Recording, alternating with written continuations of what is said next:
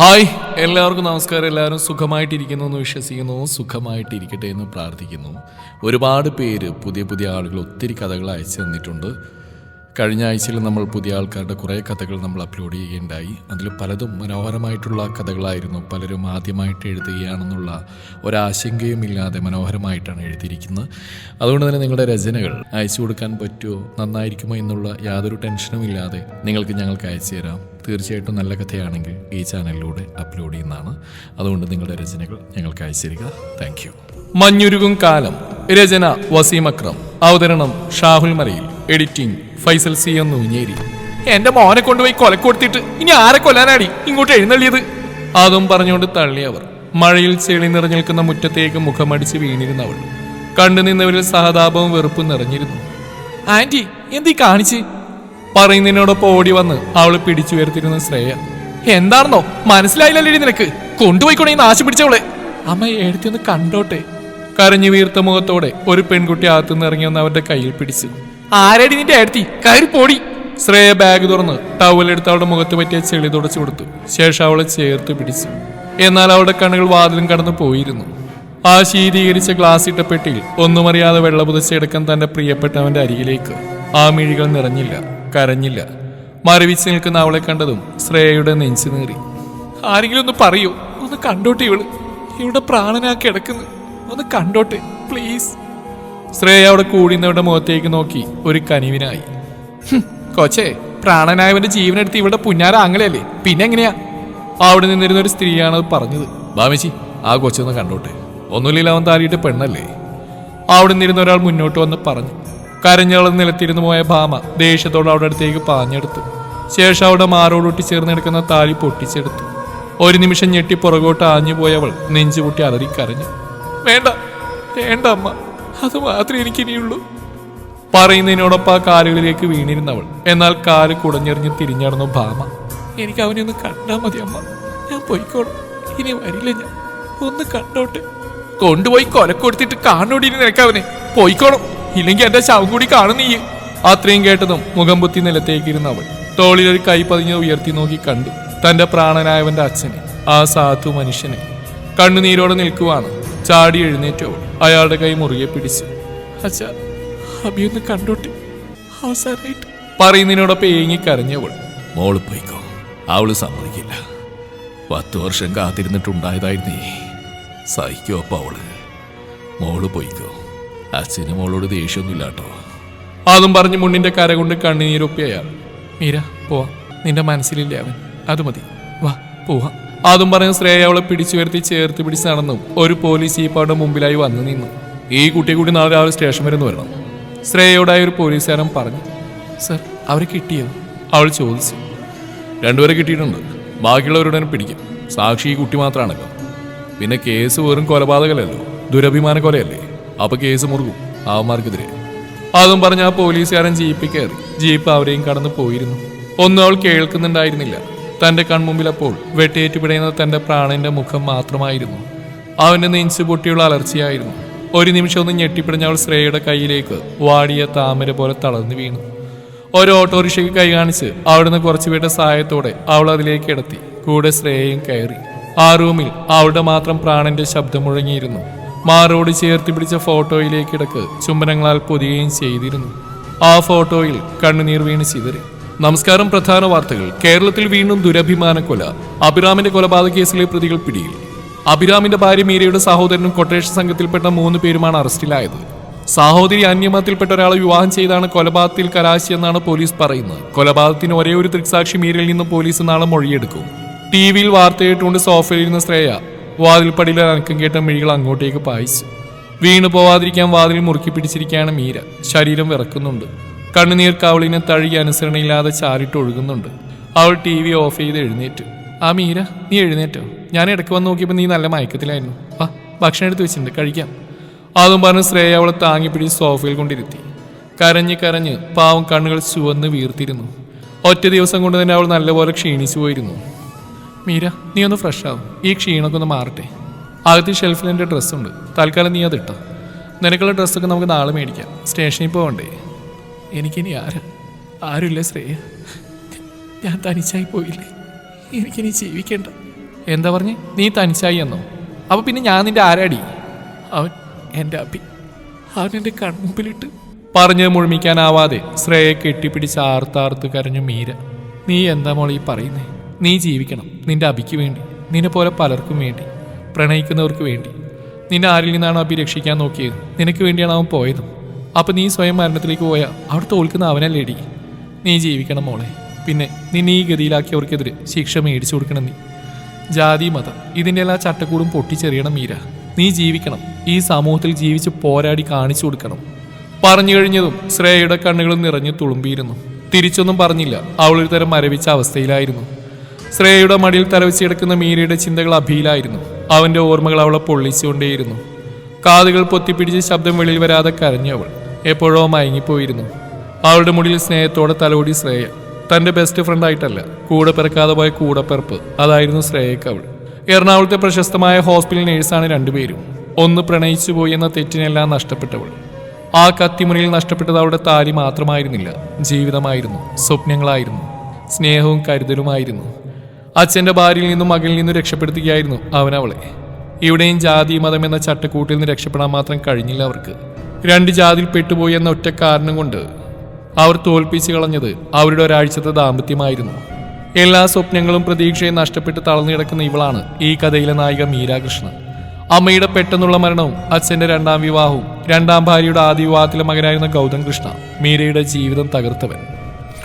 ഒരു ഫോൺ ബെല്ലാണ് ശ്രേയയെ ഉറക്കത്തിൽ നിന്ന് ഉണർത്തിയത്. ഡിസ്പ്ലേയിൽ നമ്പർ തെളിഞ്ഞു വന്നും അവൾ അറ്റൻഡ് ചെയ്ത് ചെവിയോട് ചേർത്തു. അവളുടെ കയ്യിൽ ഫോൺ കൊടുക്ക്.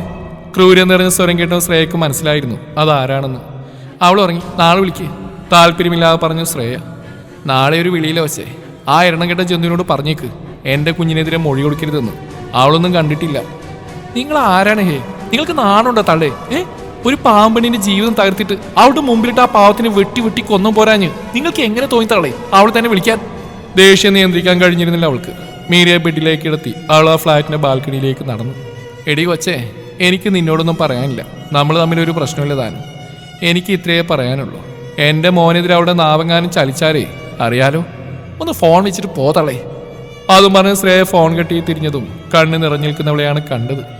അവരാ നിന്റെ അച്ഛൻ്റെ രണ്ടാം ഭാര്യ. മകനെതിരെ മൊഴി കൊടുക്കരുത് പോലും. അത് പറയാൻ വിളിച്ചാ എണ്ണം കെട്ട തള്ള. ഛേ! അത് കേട്ടതും ആ വാതിൽപ്പടിയിൽ ഊർന്നിരുന്നു മീര. എന്നാലും നിന്റെ അച്ഛനൊന്നും വിളിച്ചില്ലല്ലോ. അതിന് നോവുള്ള ചിരിയായിരുന്നു ഉത്തരം. മീര കിടന്നു. രാവിലെ SP ഓഫീസിൽ പോകാനുള്ളതല്ലേ? പിന്നെ നിന്റെ സാധനങ്ങളെല്ലാം ഞാൻ നാളെ എടുപ്പിച്ചോളാം. നിങ്ങൾ താമസിച്ചിരുന്ന വീട്ടിൽ നിന്നും. എന്താ? ശ്രേയ പറയുന്നൊന്നും അവൾ കേൾക്കുന്നുണ്ടായിരുന്നില്ല. മരവിച്ച അവസ്ഥയിൽ തന്നെയായിരുന്നു. രാവിലെ തന്നെ SP ഓഫീസിൽ പോയി മീര നടന്നെല്ലാം പറഞ്ഞു. പ്രതികളെ തിരിച്ചറിഞ്ഞു. തളർന്നു വീഴാൻ പോയി അവളെ ചേർത്ത് പിടിച്ചിരുന്നു ശ്രേയ. പ്രതികളെ 4 പേരെയും കൂടുതൽ ചോദ്യം ചെയ്യലിനായി 14 ദിവസത്തെ റിമാൻഡിൽ വിട്ടു. തിരിച്ച് ഫ്ളാറ്റിൽ വന്ന് കയറുമ്പോൾ അവളിലെ പിരിമുറുക്കം കുറഞ്ഞു. അബിയുടെ ഫോട്ടോയുമായി വീണ്ടും റൂമിന്റെ ഒരു കോണിൽ ഒതുങ്ങിക്കൂടി മീര. ദിവസങ്ങൾ അങ്ങനെ പോയി മറഞ്ഞു. 1 മാസത്തോളമായി കേസ് നടന്നുകൊണ്ടിരിക്കുന്നു. ലീവ് തീർന്നു മീര. എനിക്കിന്ന് നൈറ്റ് ഡ്യൂട്ടിയാണ്. ഫുഡ് ഞാൻ അവിടെ എടുത്ത് വെച്ചിട്ടുണ്ട് കേട്ടോ. സമയത്തിനടുത്ത് കഴിച്ചോണം. നിന്റെ ലീവ് ഒരാഴ്ചത്തെ കൂടെ ഞാൻ നീട്ടിയെടുത്തിട്ടുണ്ട്. അതുവഴി ഡ്യൂട്ടി കയറാൻ നോക്ക്. ഇവിടെ ഇങ്ങനെ ഒറ്റയ്ക്കിരുന്നാലാ കുഴപ്പം. കോളിംഗ് ബെല്ലിന്റെ ശബ്ദം കേട്ടാണ് ശ്രേയ പോയി വാതിൽ തുറന്നത്. ആ രമേശി വരൂ. മോൾ ഉറങ്ങിയോ? അവർ അകത്തേക്കാരിക്കൊണ്ട് ചോദിച്ചു. ആ ചേച്ചി ഉറങ്ങുമായിരുന്നു. പിന്നെ അവളെ ഒന്ന് ശ്രദ്ധിച്ചേക്കണേ. പിന്നെ ചേച്ചി അവളോട് ഇപ്പൊ ഒന്നും ചോദിക്കേണ്ട. ആകെ വല്ലാത്തൊരു അവസ്ഥയിലിരിക്കുക. മീര, ഇത് രമേശി. അടുത്ത ഫ്ലാറ്റിലാണ് താമസിക്കുന്നത്. നീ കണ്ടിട്ടില്ലേ? അവരെ മീരക്ക് പരിചയപ്പെടുത്തിക്കൊണ്ട് പറഞ്ഞു ശ്രേയ. പിന്നെ നിനക്ക് എന്താ ആവശ്യമുണ്ടെങ്കിലും ചേച്ചിയെ വിളിക്കാം കേട്ടോ. ഞാൻ വേണമെങ്കിൽ കൂട്ടിയെടുക്കാം മോളെ. ഏട്ടനും മോനുണ്ടല്ലോ അവിടെ. രമേശി അവരോട് പറഞ്ഞു. ആവശ്യമില്ല ചേച്ചി, ഞാൻ തനിച്ച് കിടന്നോളാം. അവളുടെ വാക്കുകൾ ഉറച്ചതായിരുന്നു. എടി പിന്നെ സെക്യൂരിറ്റിയുടെ നമ്പർ ഫോണിൽ സേവ് ചെയ്തേക്ക്. എന്താ ആവശ്യമില്ലെന്ന് വിളിച്ചാൽ മതി. പുള്ളി വരും. അതൊക്കെ ഞാൻ ചെയ്തോളാം. നീ പോകാൻ നോക്ക്. ലേറ്റ് ആവണ്ട. എന്നാൽ ശരി, നാളെ കാണാം. അതും പറഞ്ഞ് അവർ രണ്ടുപേരും ഇറങ്ങിയതും അവൾ വാതിലടച്ച് കുറ്റിയിട്ടു. റൂമിൽ പോയി കിടന്നു. ഉറക്കം കണ്ണുകളെ തഴുകാതെ തിരിഞ്ഞു മറിഞ്ഞും കിടന്നു. കുറച്ചു നേരം കഴിഞ്ഞ് പുറത്താരോ കോളിംഗ് ബെല്ലടിക്കുന്ന ശബ്ദം കേട്ടിട്ടാണ് മീര എഴുന്നേറ്റ് ലൈറ്റ് ഓൺ ചെയ്ത്. സമയം നോക്കിയപ്പോൾ രാത്രി 12 മണി. ഈ സമയത്ത് ഇപ്പോൾ ആരായിരിക്കുമെന്ന് വിചാരിച്ച് പേടിയൊന്നും കൂടാതെ തന്നെ അവൾ എഴുന്നേറ്റ് പോയി വാതിൽ തുറന്നു. മുന്നിൽ നിൽക്കുന്ന ആളെ കണ്ടതും അയാൾ തലകുനിച്ചാണ് നിൽക്കുന്നത്. ഇപ്പോഴും സ്വിച്ച് ബലത്തിൽ അമർത്തിക്കൊണ്ടിരുന്നു. കാല് നിലത്തൂത്താൻ പാടുവിടുന്നുണ്ട്. ആരാണ്? എന്താ വേണ്ടത്? അയാൾ മുഖമുയർത്തി. നിറച്ചും താടി രോമങ്ങളാൽ നിറഞ്ഞൊരു രൂപം. വെറ്റില പച്ചക്കളർ ജുബയും ക്രീം കളർ കസവുമുണ്ടുമാണ് വേഷം. ഞാൻ ആരാണെന്നോ അറിയില്ല? തമാശ. അതും പറഞ്ഞ അയാൾ ചിരിച്ചു. അയാളുടെ നാവ് കുഴയുന്നുണ്ടായിരുന്നു. വായിൽ നിന്ന് വരുന്ന മദ്യത്തിന്റെ രൂക്ഷഗന്ധം അവിടെ മാകെ നിറഞ്ഞു നിന്നു. ബെല്ലിൽ നിന്നും കൈയെടുത്ത് അകത്തേക്ക് കയറാൻ നോക്കിയതും അവളൊരു ചുവട് പുറകോട്ട് വെക്കാൻ തുടങ്ങിയതും ആ കൈ പിടുത്തമിട്ടു. നിനക്കറിയില്ലേടി മോളെ പറഞ്ഞത് അയാൾ അവിടെ ദേഹത്തേക്ക് വീണിരുന്നു. ഒരു വിറയലോടെ അയാളെ തള്ളി മാറ്റി മീര. ആ തള്ളലിൽ അയാൾ മുന്നോട്ടാഞ്ഞ് തല ഭിത്തിയിൽ ചെന്നടിച്ച് നിലത്ത് വീണിരുന്നു. കഴുത്തിൽ സ്വർണ്ണ കുരിശുമാല ലൈറ്റിന്റെ പ്രകാശത്തിൽ തിളങ്ങി നിന്നു. പേടിയോടെ പുറകോട്ട് മാറിയവൾ. അയാൾ കിടന്നിടത്ത് തന്നെ ഛർദ്ദിക്കുകയും ചെയ്തു. അതിൽ തന്നെ കിടന്നു. അവൾ അറപ്പോടുകൂടി മുഖം പൊത്തി. ഫോണെടുത്ത് സെക്യൂരിറ്റിയെ വിളിക്കാൻ തുടങ്ങിയതും അയാൾ ഓടി വന്നിരുന്നു. എന്റെ സാറ് പിന്നെ ഇവിടെ തന്നെ വീണോ എന്നും പറഞ്ഞ് അവൾ ദയനീയ ഭാവത്തിൽ നോക്കി അയാളെ പൊക്കാൻ ശ്രമിച്ചു. എന്റെ മോളെ ഒന്ന് താങ്ങൂ, മുടിഞ്ഞ കനം. ഒന്നും അടിച്ചെങ്കിലും അയാളുടെ കഷ്ടപ്പാട് കണ്ട് അവളും പിടിച്ചു. ശബ്ദം കേട്ടുകൊണ്ട് രമേശയും ഭർത്താവും മകനും അവിടേക്ക് വന്നു. ഓ കെട്ടിയെടുത്തോ, ഇന്നും ഇവിടെ തന്നെ വീണല്ലോ, താൻ തോന്നി. സ്വന്തം ഫ്ലാറ്റ് പോലെ ഏതാണെന്ന് അറിഞ്ഞൂടാ അവന്. രമയുടെ ഭർത്താവ് പ്രസാദാണ്. ഇങ്ങോട്ട് മാറിക്കും മോളെ, ഞാൻ പിടിച്ചോളാം. അതും പറഞ്ഞ് പ്രസാദേട്ടൻ പിടിച്ച് ഭിത്തിയിൽ ചാരിയിരുത്തി. മോളെ കുറച്ച് വെള്ളം എടുക്കും, തലവഴി ഒഴിക്കാം, അല്ലാതെ എന്താ ചെയ്യാ. അവൾ അകത്ത് പോയി ജഗ്ഗിൽ കുറച്ച് വെള്ളം എടുത്തുകൊണ്ട് വന്നു. അത് പ്രസാദേട്ടൻ വാങ്ങി തലയിലൂടെ ഒഴിച്ചതും അവൻ തല കുടഞ്ഞു. ഇതിപ്പോ കുറെ നാളായി കാണാനില്ലായിരുന്നല്ലോ, മനുഷ്യനെ മെനക്കെടുത്താനായിട്ട് വലിഞ്ഞേറി വന്നോളൂ. ഡോ നോയിക്കൊണ്ടിരിക്കാൻ അവന്റെ പോക്കറ്റ് തപ്പി നോക്ക്, ചാവി ഉണ്ടോന്ന്. ഉണ്ണി തുറന്ന് അകത്തേക്കിടായിരുന്നു. സെക്യൂരിറ്റിയോട് പറഞ്ഞു. അയാൾ അവന്റെ ചുബയുടെ പോക്കറ്റ് തപ്പി. താക്കോലിതിലില്ല സാറേ, എവിടെയെങ്കിലും കൊണ്ടുപോയി കളഞ്ഞു കാണും. മീര എന്തിയാണെന്നറിയാതെ അവിടെ തന്നെ നിന്നു. ഛർദിലിന്റെ മണം അവിടെ നിറഞ്ഞിരുന്നു. മോള് വിഷമിക്കണ്ട, ഇത് ഇവനെ കൊണ്ട് തന്നെ കോരിക്കാം. ഇതാരാ രമേശി? മീര രമയോട് ചോദിച്ചു. ആ പറഞ്ഞുതരാം, ഇത് കുറച്ച് നേരത്തെ പരിചയപ്പെടാനുള്ള മുതലായിരുന്നു. എന്ത് ചെയ്യാ, കഥയിലേക്ക് എത്താൻ കുറച്ച് വൈകിപ്പോയി. മീര ഒന്നും മനസ്സിലാവാതെ രമേശിയെ നോക്കി. ഒന്നും മനസ്സിലായില്ലല്ലേ? ഇതാണ് കഥാനായകൻ. എന്റെ മോളെ ഒരു ചരട് പൊട്ടിയ പട്ടെന്ന് വേണമെങ്കിൽ പറയാം. ദേ ഈ ഫ്ലാറ്റിലാ താമസം. ഇടക്ക് കയറി വരും, അതും ഈ കോലത്തിൽ.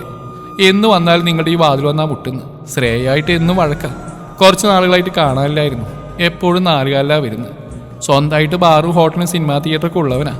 കോട്ടയം പാലായിലോ മറ്റാണ് വീട്. ഇട്ട് മൂടാൻ കാശുണ്ട്. പിന്നെന്താ, ഭൂലോക താന്തോന്നിയ എബി ജോൺ പാലത്തിങ്കൽ. ചേച്ചി ഒറ്റ ശ്വാസത്തിൽ പറഞ്ഞു നിർത്തി. അപ്പോഴേക്കും എല്ലാവരും കൂടി ചേർന്ന് അവനെ സോഫയിലേക്ക് ഇരുത്തിയിരുന്നു. ഒരു കാല് മുകളിലും മറ്റേ കാലടിയിലുമായിട്ടാണ് കിടപ്പ്. കുത്തിയിരുന്ന മുണ്ട് പകുതിയോളം നിലത്ത് വീണ് കിടപ്പുണ്ട്. ആരാണ് എന്നെ കുളിപ്പിച്ചത്? അതും പറഞ്ഞ് അവൻ ചാടി എഴുന്നേറ്റവും ബാക്കി മുണ്ടുകൂടി പറഞ്ഞു നിലത്ത് കിടന്നു. രമേശിയും മീരയും മുഖം തിരിച്ചു. അകിൽ വന്ന് അവനെ മുണ്ടുടിപ്പിച്ച് അത് പറിച്ചെറിഞ്ഞു. എന്തായി ബീത്, പെൺകുട്ടികൾ താമസിക്കുന്ന ഫ്ലാറ്റിൽ രാത്രി കയറി ഒന്ന് അതിക്രമം കാണിക്കുന്നു? പ്രസാദ് ഏട്ടനായി ചോദിച്ചു. ഞാൻ എന്നാ കാണിച്ചു എന്നാടോ താനീ പറയുന്നത്? എന്റെ ഫ്ലാറ്റ്, എന്റെ റൂം. ഇവിടെ ഞാൻ ഛർദിക്കും, ചിലപ്പോ തൂറി വെക്കും. അതുപോലെ ഈ തുണിയില്ലാതെ കിടന്ന് ഓടും, ഡാൻസ് കളിക്കും. അതിന് തനിക്ക് എന്നാടാ? എന്തൊക്കെയാ നീ പറയുന്നത്? കണ്ണു തുറന്ന് നോക്ക്, ഇതാരുടെ ഫ്ലാറ്റ് ആണെന്ന്. ഓ ഇതാ മുരിങ്ങാക്കോലിന്റെ ഫ്ലാറ്റ് ആണല്ലോ. ഇതേതൊരു പുതിയ ഐറ്റം? മീരയുടെ നേരെ വിരൽ ചൂണ്ടിക്കൊണ്ട് ചോദിച്ചു. എബി നീ ഇറങ്ങിപ്പോ, ഇതാ ശ്രേയയുടെ ഫ്രണ്ടാ.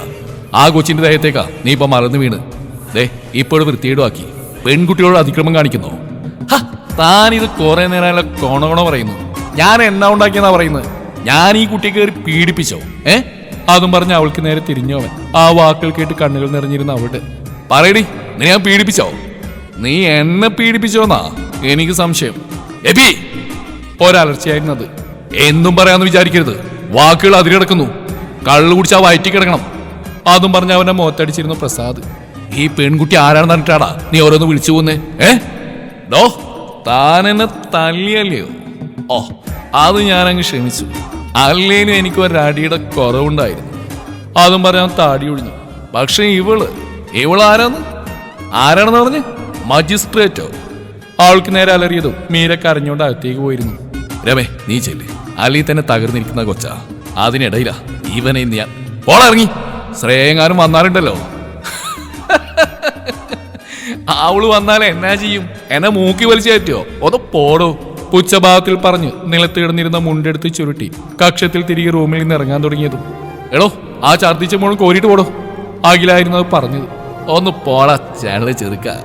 അതിൻ്റെ ആ നിൽക്കുന്ന ബുൾഗാനന്ദയോട് പോയി പറയും.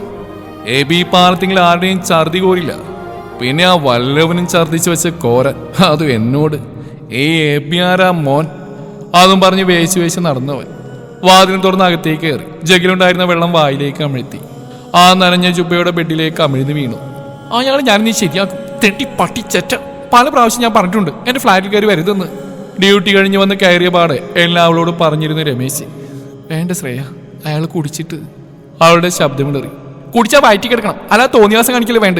ഇതങ്ങനെ വിട്ടാൻ പറ്റില്ല, നീ വന്നേ. അതും പറഞ്ഞ് മീരയുടെ കൈ പിടിച്ച് ശ്രേയ അവന്റെ ഫ്ലാറ്റിലേക്ക് പോയി വാതിൽ മുട്ടി. മീരയ്ക്ക് എന്തോ വല്ലാത്തൊരു ഭയം തോന്നി. ഡോ വാതിൽ വെക്കടോ, തുറക്കാൻ. നീ തൊള്ള കീറി പൊളിക്കാതെ, കുറ്റിയിട്ടിട്ടില്ല, കയറി പോര്. അത് കേട്ടത് അവൾ മീരയുടെ കൈ പിടിച്ച് അകത്തേക്ക് കയറി. ആരിത്? ഞാൻ കാത്തിരിക്കുകയായിരുന്നു, വന്നില്ലല്ലോ എന്ന് വിചാരിച്ചു. എടോ തന്നോട് ഞാൻ പറഞ്ഞിരുന്നല്ലേ എന്റെ ഫ്ലാറ്റിൽ വരരുതെന്ന്. അവൻ ദിവാങ്കോട്ടിൽ ചാരിയിരിക്കുകയാണ്. ഒരു കാറ് ടീപ്പോയുടെ മുകളിലും വെച്ചിട്ടുണ്ട്. ഞാൻ വരും, ഇനിയും വരും. നീ എന്റെ കൂടെ അങ്ങ് പാലായിലെ പാലത്തിങ്കൽ വീട്ടിലേക്ക് വരുന്നത് എന്നാണോ അന്ന് വരെ ഞാൻ വരും. അതും പറഞ്ഞ ഗ്ലാസ്സിലുണ്ടായിരുന്ന മദ്യം ഒറ്റവലി കുടിച്ചവൻ. അതിന് വെച്ച വെള്ളം അങ്ങ് വാങ്ങി വെച്ചൊരു മോന് നടക്കില്ലടോ. താനിപ്പതേ മര്യാദകളോട് മാപ്പ് പറഞ്ഞോ. ഇവിടെ ആരാണെന്ന് വെച്ചാ താൻ? മീരയെ പിടിച്ച് മുന്നിലേക്ക് നിർത്തി. എബി ചാടി എഴുന്നേറ്റ് അവിടെ അടുത്ത് വന്നു. എബിക്ക് പറയാൻ മനസ്സില്ല. നീ എന്നാ ചെയ്യും? ആദ്യം നീ എന്റെ കൂടെ വാ, എന്നിട്ട് നോക്കാം മാപ്പ് പറയണോ വേണ്ടയോ എന്ന്. ആ ഒരു സംസാരം കേട്ട് ഒന്നും മനസ്സിലാവാൻ നിന്ന് മീര. താൻ പറയും, തന്നെ കൂടി ഞാൻ പറയിപ്പിക്കും. അതും പറഞ്ഞ് അവളുടെ കൈ പിടിച്ച് ശ്രേയ അവിടുന്ന് ഇറങ്ങി.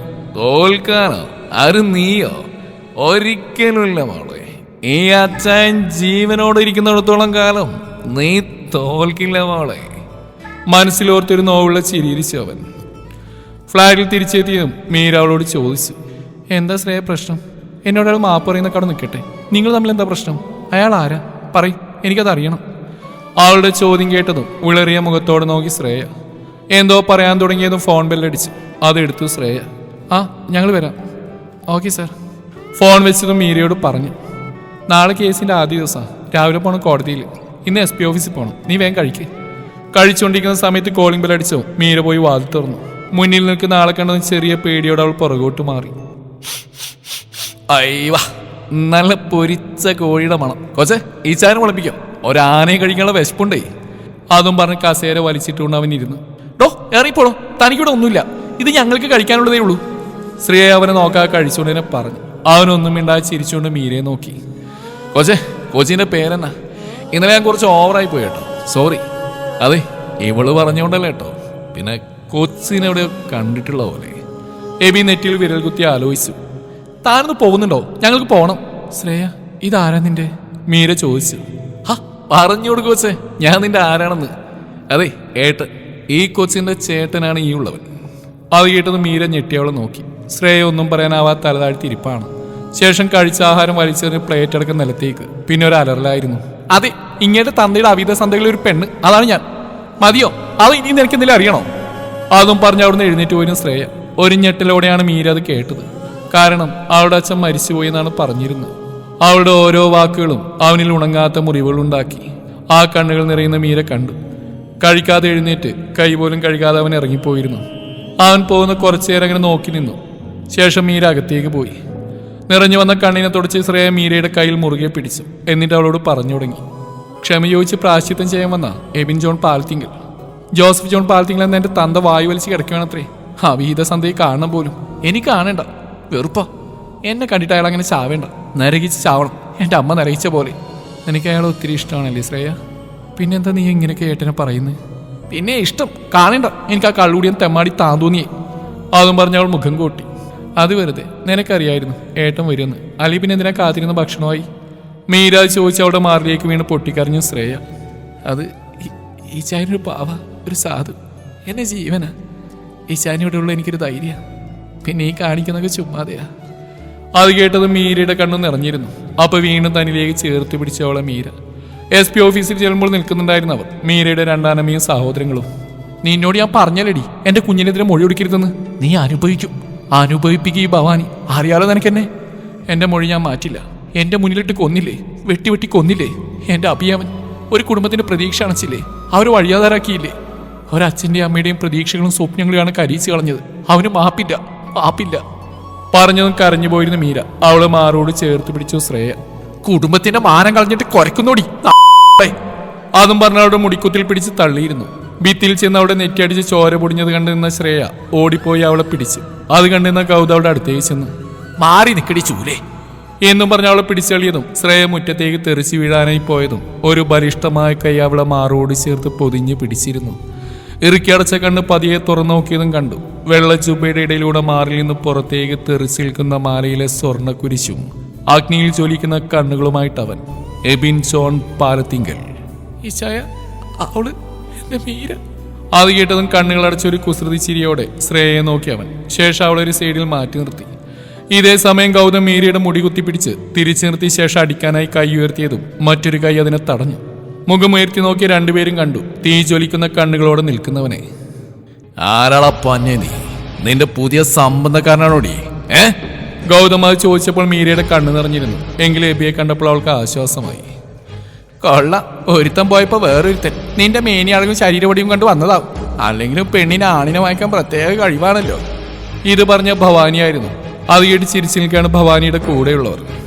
എത്രയാടേ നിന്റെ ഒരു രാത്രിക്ക് വില? അത് കേട്ടത് മീര ഒന്ന് പുറകോട്ട് വെച്ച് ഭിത്തിയിൽ തട്ടി നിന്നു. ഇത് കണ്ട് എബിക്ക് സഹിക്കാൻ കഴിഞ്ഞില്ല. ഭവാനി പറഞ്ഞു മുഴുമിക്ക് മുന്നേ കാറ്റുപോലെ തെറിച്ചു പോയിരുന്ന അവിടെ അടുത്ത് നിന്നിരുന്ന ഗൗതം അത് കണ്ട് വിശ്വസിക്കാനാവാതെ അവനെ നോക്കി ഭവാനി. തളെ, പ്രായത്തിന് മൂത്തതായി പോയി. അതുകൊണ്ടാണ് നിങ്ങൾ വാങ്ങിയിരുന്ന ചവിട്ടും മകനെ ഞാൻ കൊടുത്ത്. ഇനി ഇവിടെ കിടന്നെങ്ങാനും വാ തുറന്നാ പ്രായത്തിന് മൂത്താണെന്ന ആ കാര്യം ഞാനങ്ങ് മറക്കും കേട്ടോ. അതും പറഞ്ഞ് മീരയെ നോക്കി. അപ്പോൾ അവളിൽ പടർന്നിരുന്ന ഭാവം അവനിലും വല്ലാത്ത നോവ് പടർത്തി. ഇതെല്ലാം കണ്ടുകൊണ്ട് കുറച്ചു മാറി ശ്രേയുണ്ടായിരുന്നു. തളെ, നിങ്ങളിപ്പോ കുറച്ചേരം മുമ്പ് ഇവളോട് ചോദിച്ചില്ലേ സംബന്ധക്കാരനാണോന്ന്? എങ്കിൽ കേട്ടോ, ചെവി തുറന്ന് കേട്ടോ. ഇതുവരെ ഞാൻ ഇവൾക്ക് ആരുമായിരുന്നില്ല. പക്ഷേ ഇനി മുതൽ ഞാനാണ് ഇവിടെയും ആ നിൽക്കുന്ന ഇവിടെയും കാര്യങ്ങൾ തീരുമാനിക്കുന്നത്. കേട്ടല്ലോ? പറഞ്ഞത് മനസ്സിലായെങ്കിൽ ആ കിടക്കുന്നതിനെ വിളിച്ച് എഴുന്നേൽപ്പിച്ച് പോവാൻ നോക്ക്. അതും കൂടെ കേട്ടപ്പോൾ ശ്രേയക്ക് ഒരു ആശ്വാസവും കരുതലും തോന്നിയെങ്കിലും ഇത് ഏത് പേജിലെ ഡയലോഗാ പറയുന്നത്? ദൈവമേ, കഥ ട്രാക്ക് മാറ്റിയോ ഇങ്ങേര് എന്ന ചിന്തയിലായിരുന്നു അവിടെ നിൽപ്പ്. നിന്നെയൊക്കെ ഞാൻ കാണിച്ചു തരാടി എന്റെ വാസു, അവനിങ്ങ് എത്തിക്കോട്ടെ എന്നും പറഞ്ഞ് അവിടുന്ന് പോയിരുന്നവർ. ഒരു കപട ദേഷ്യത്തിന്റെ മുഖം മൂടിയെടുത്തണിഞ്ഞുകൊണ്ട് ശ്രേയ എബിയെ നോക്കി. ശേഷം അവൾ ചോദിച്ചു, തന്നോട് ആരാടോ ഞങ്ങളുടെ പുറകെ വരാൻ പറഞ്ഞു? അത് മൂക്കറ്റ മോന്തിയിട്ട് ആശം. ഇനി എന്തൊക്കെയാണ് ഉണ്ടാകാൻ പോകുന്ന ആർക്കറിയാം? അതും പറഞ്ഞ് മീരയുടെ കൈ പിടിച്ച് മുന്നോട്ട് നടന്നിരുന്നവൾ. പോകുമ്പോൾ മീര അവനെ നോക്കാനും പറഞ്ഞില്ല. ഇത് എന്നാ ഈ കൊച്ചിങ്ങനെ? അതേ ഒന്ന് നിന്നേ എന്നും പറഞ്ഞ് അവരുടെ മുമ്പിൽ കയറി എബി. എന്താ നിങ്ങൾ വന്നതോ? ആ ജീപ്പിലോട്ട് കയറട്ടെ, നമുക്ക് ഒരുമിച്ച് പോവാം. അയ്യോ വേണ്ട, അത് ഈ ചാനൽ ബുദ്ധിമുട്ടാവില്ലേ? ഏയ് അങ്ങനെയൊന്നുമില്ല. നമ്മളൊരു ഫ്ലാറ്റ് കളിയോ പോകുന്നു, പിന്നെ എന്നതാ ഒരു കുഴപ്പം? എന്നാലും വേണ്ട, ഞങ്ങൾ സ്കൂട്ടറിൽ വന്നോളാം. മര്യാദ കയറാനാ പറഞ്ഞു ഇല്ലേതേ?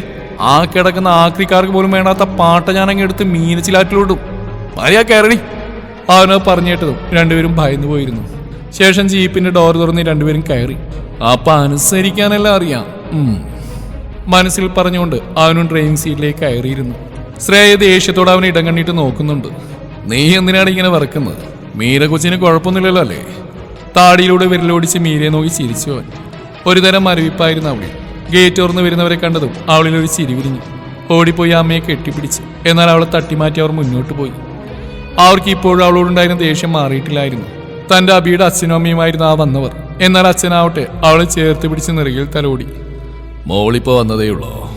അതും പറഞ്ഞ് അവളുടെ കൈ പിടിച്ച് നടന്നു അയാൾ. അമ്മയുടെ അടുത്ത് അവരവളെ പിടിച്ചു കളിയിരുന്നു. വീഴാനായി പോയവളെ രണ്ട് കൈ കൊണ്ട് ചേർത്ത് പിടിച്ചിരുന്നവൻ.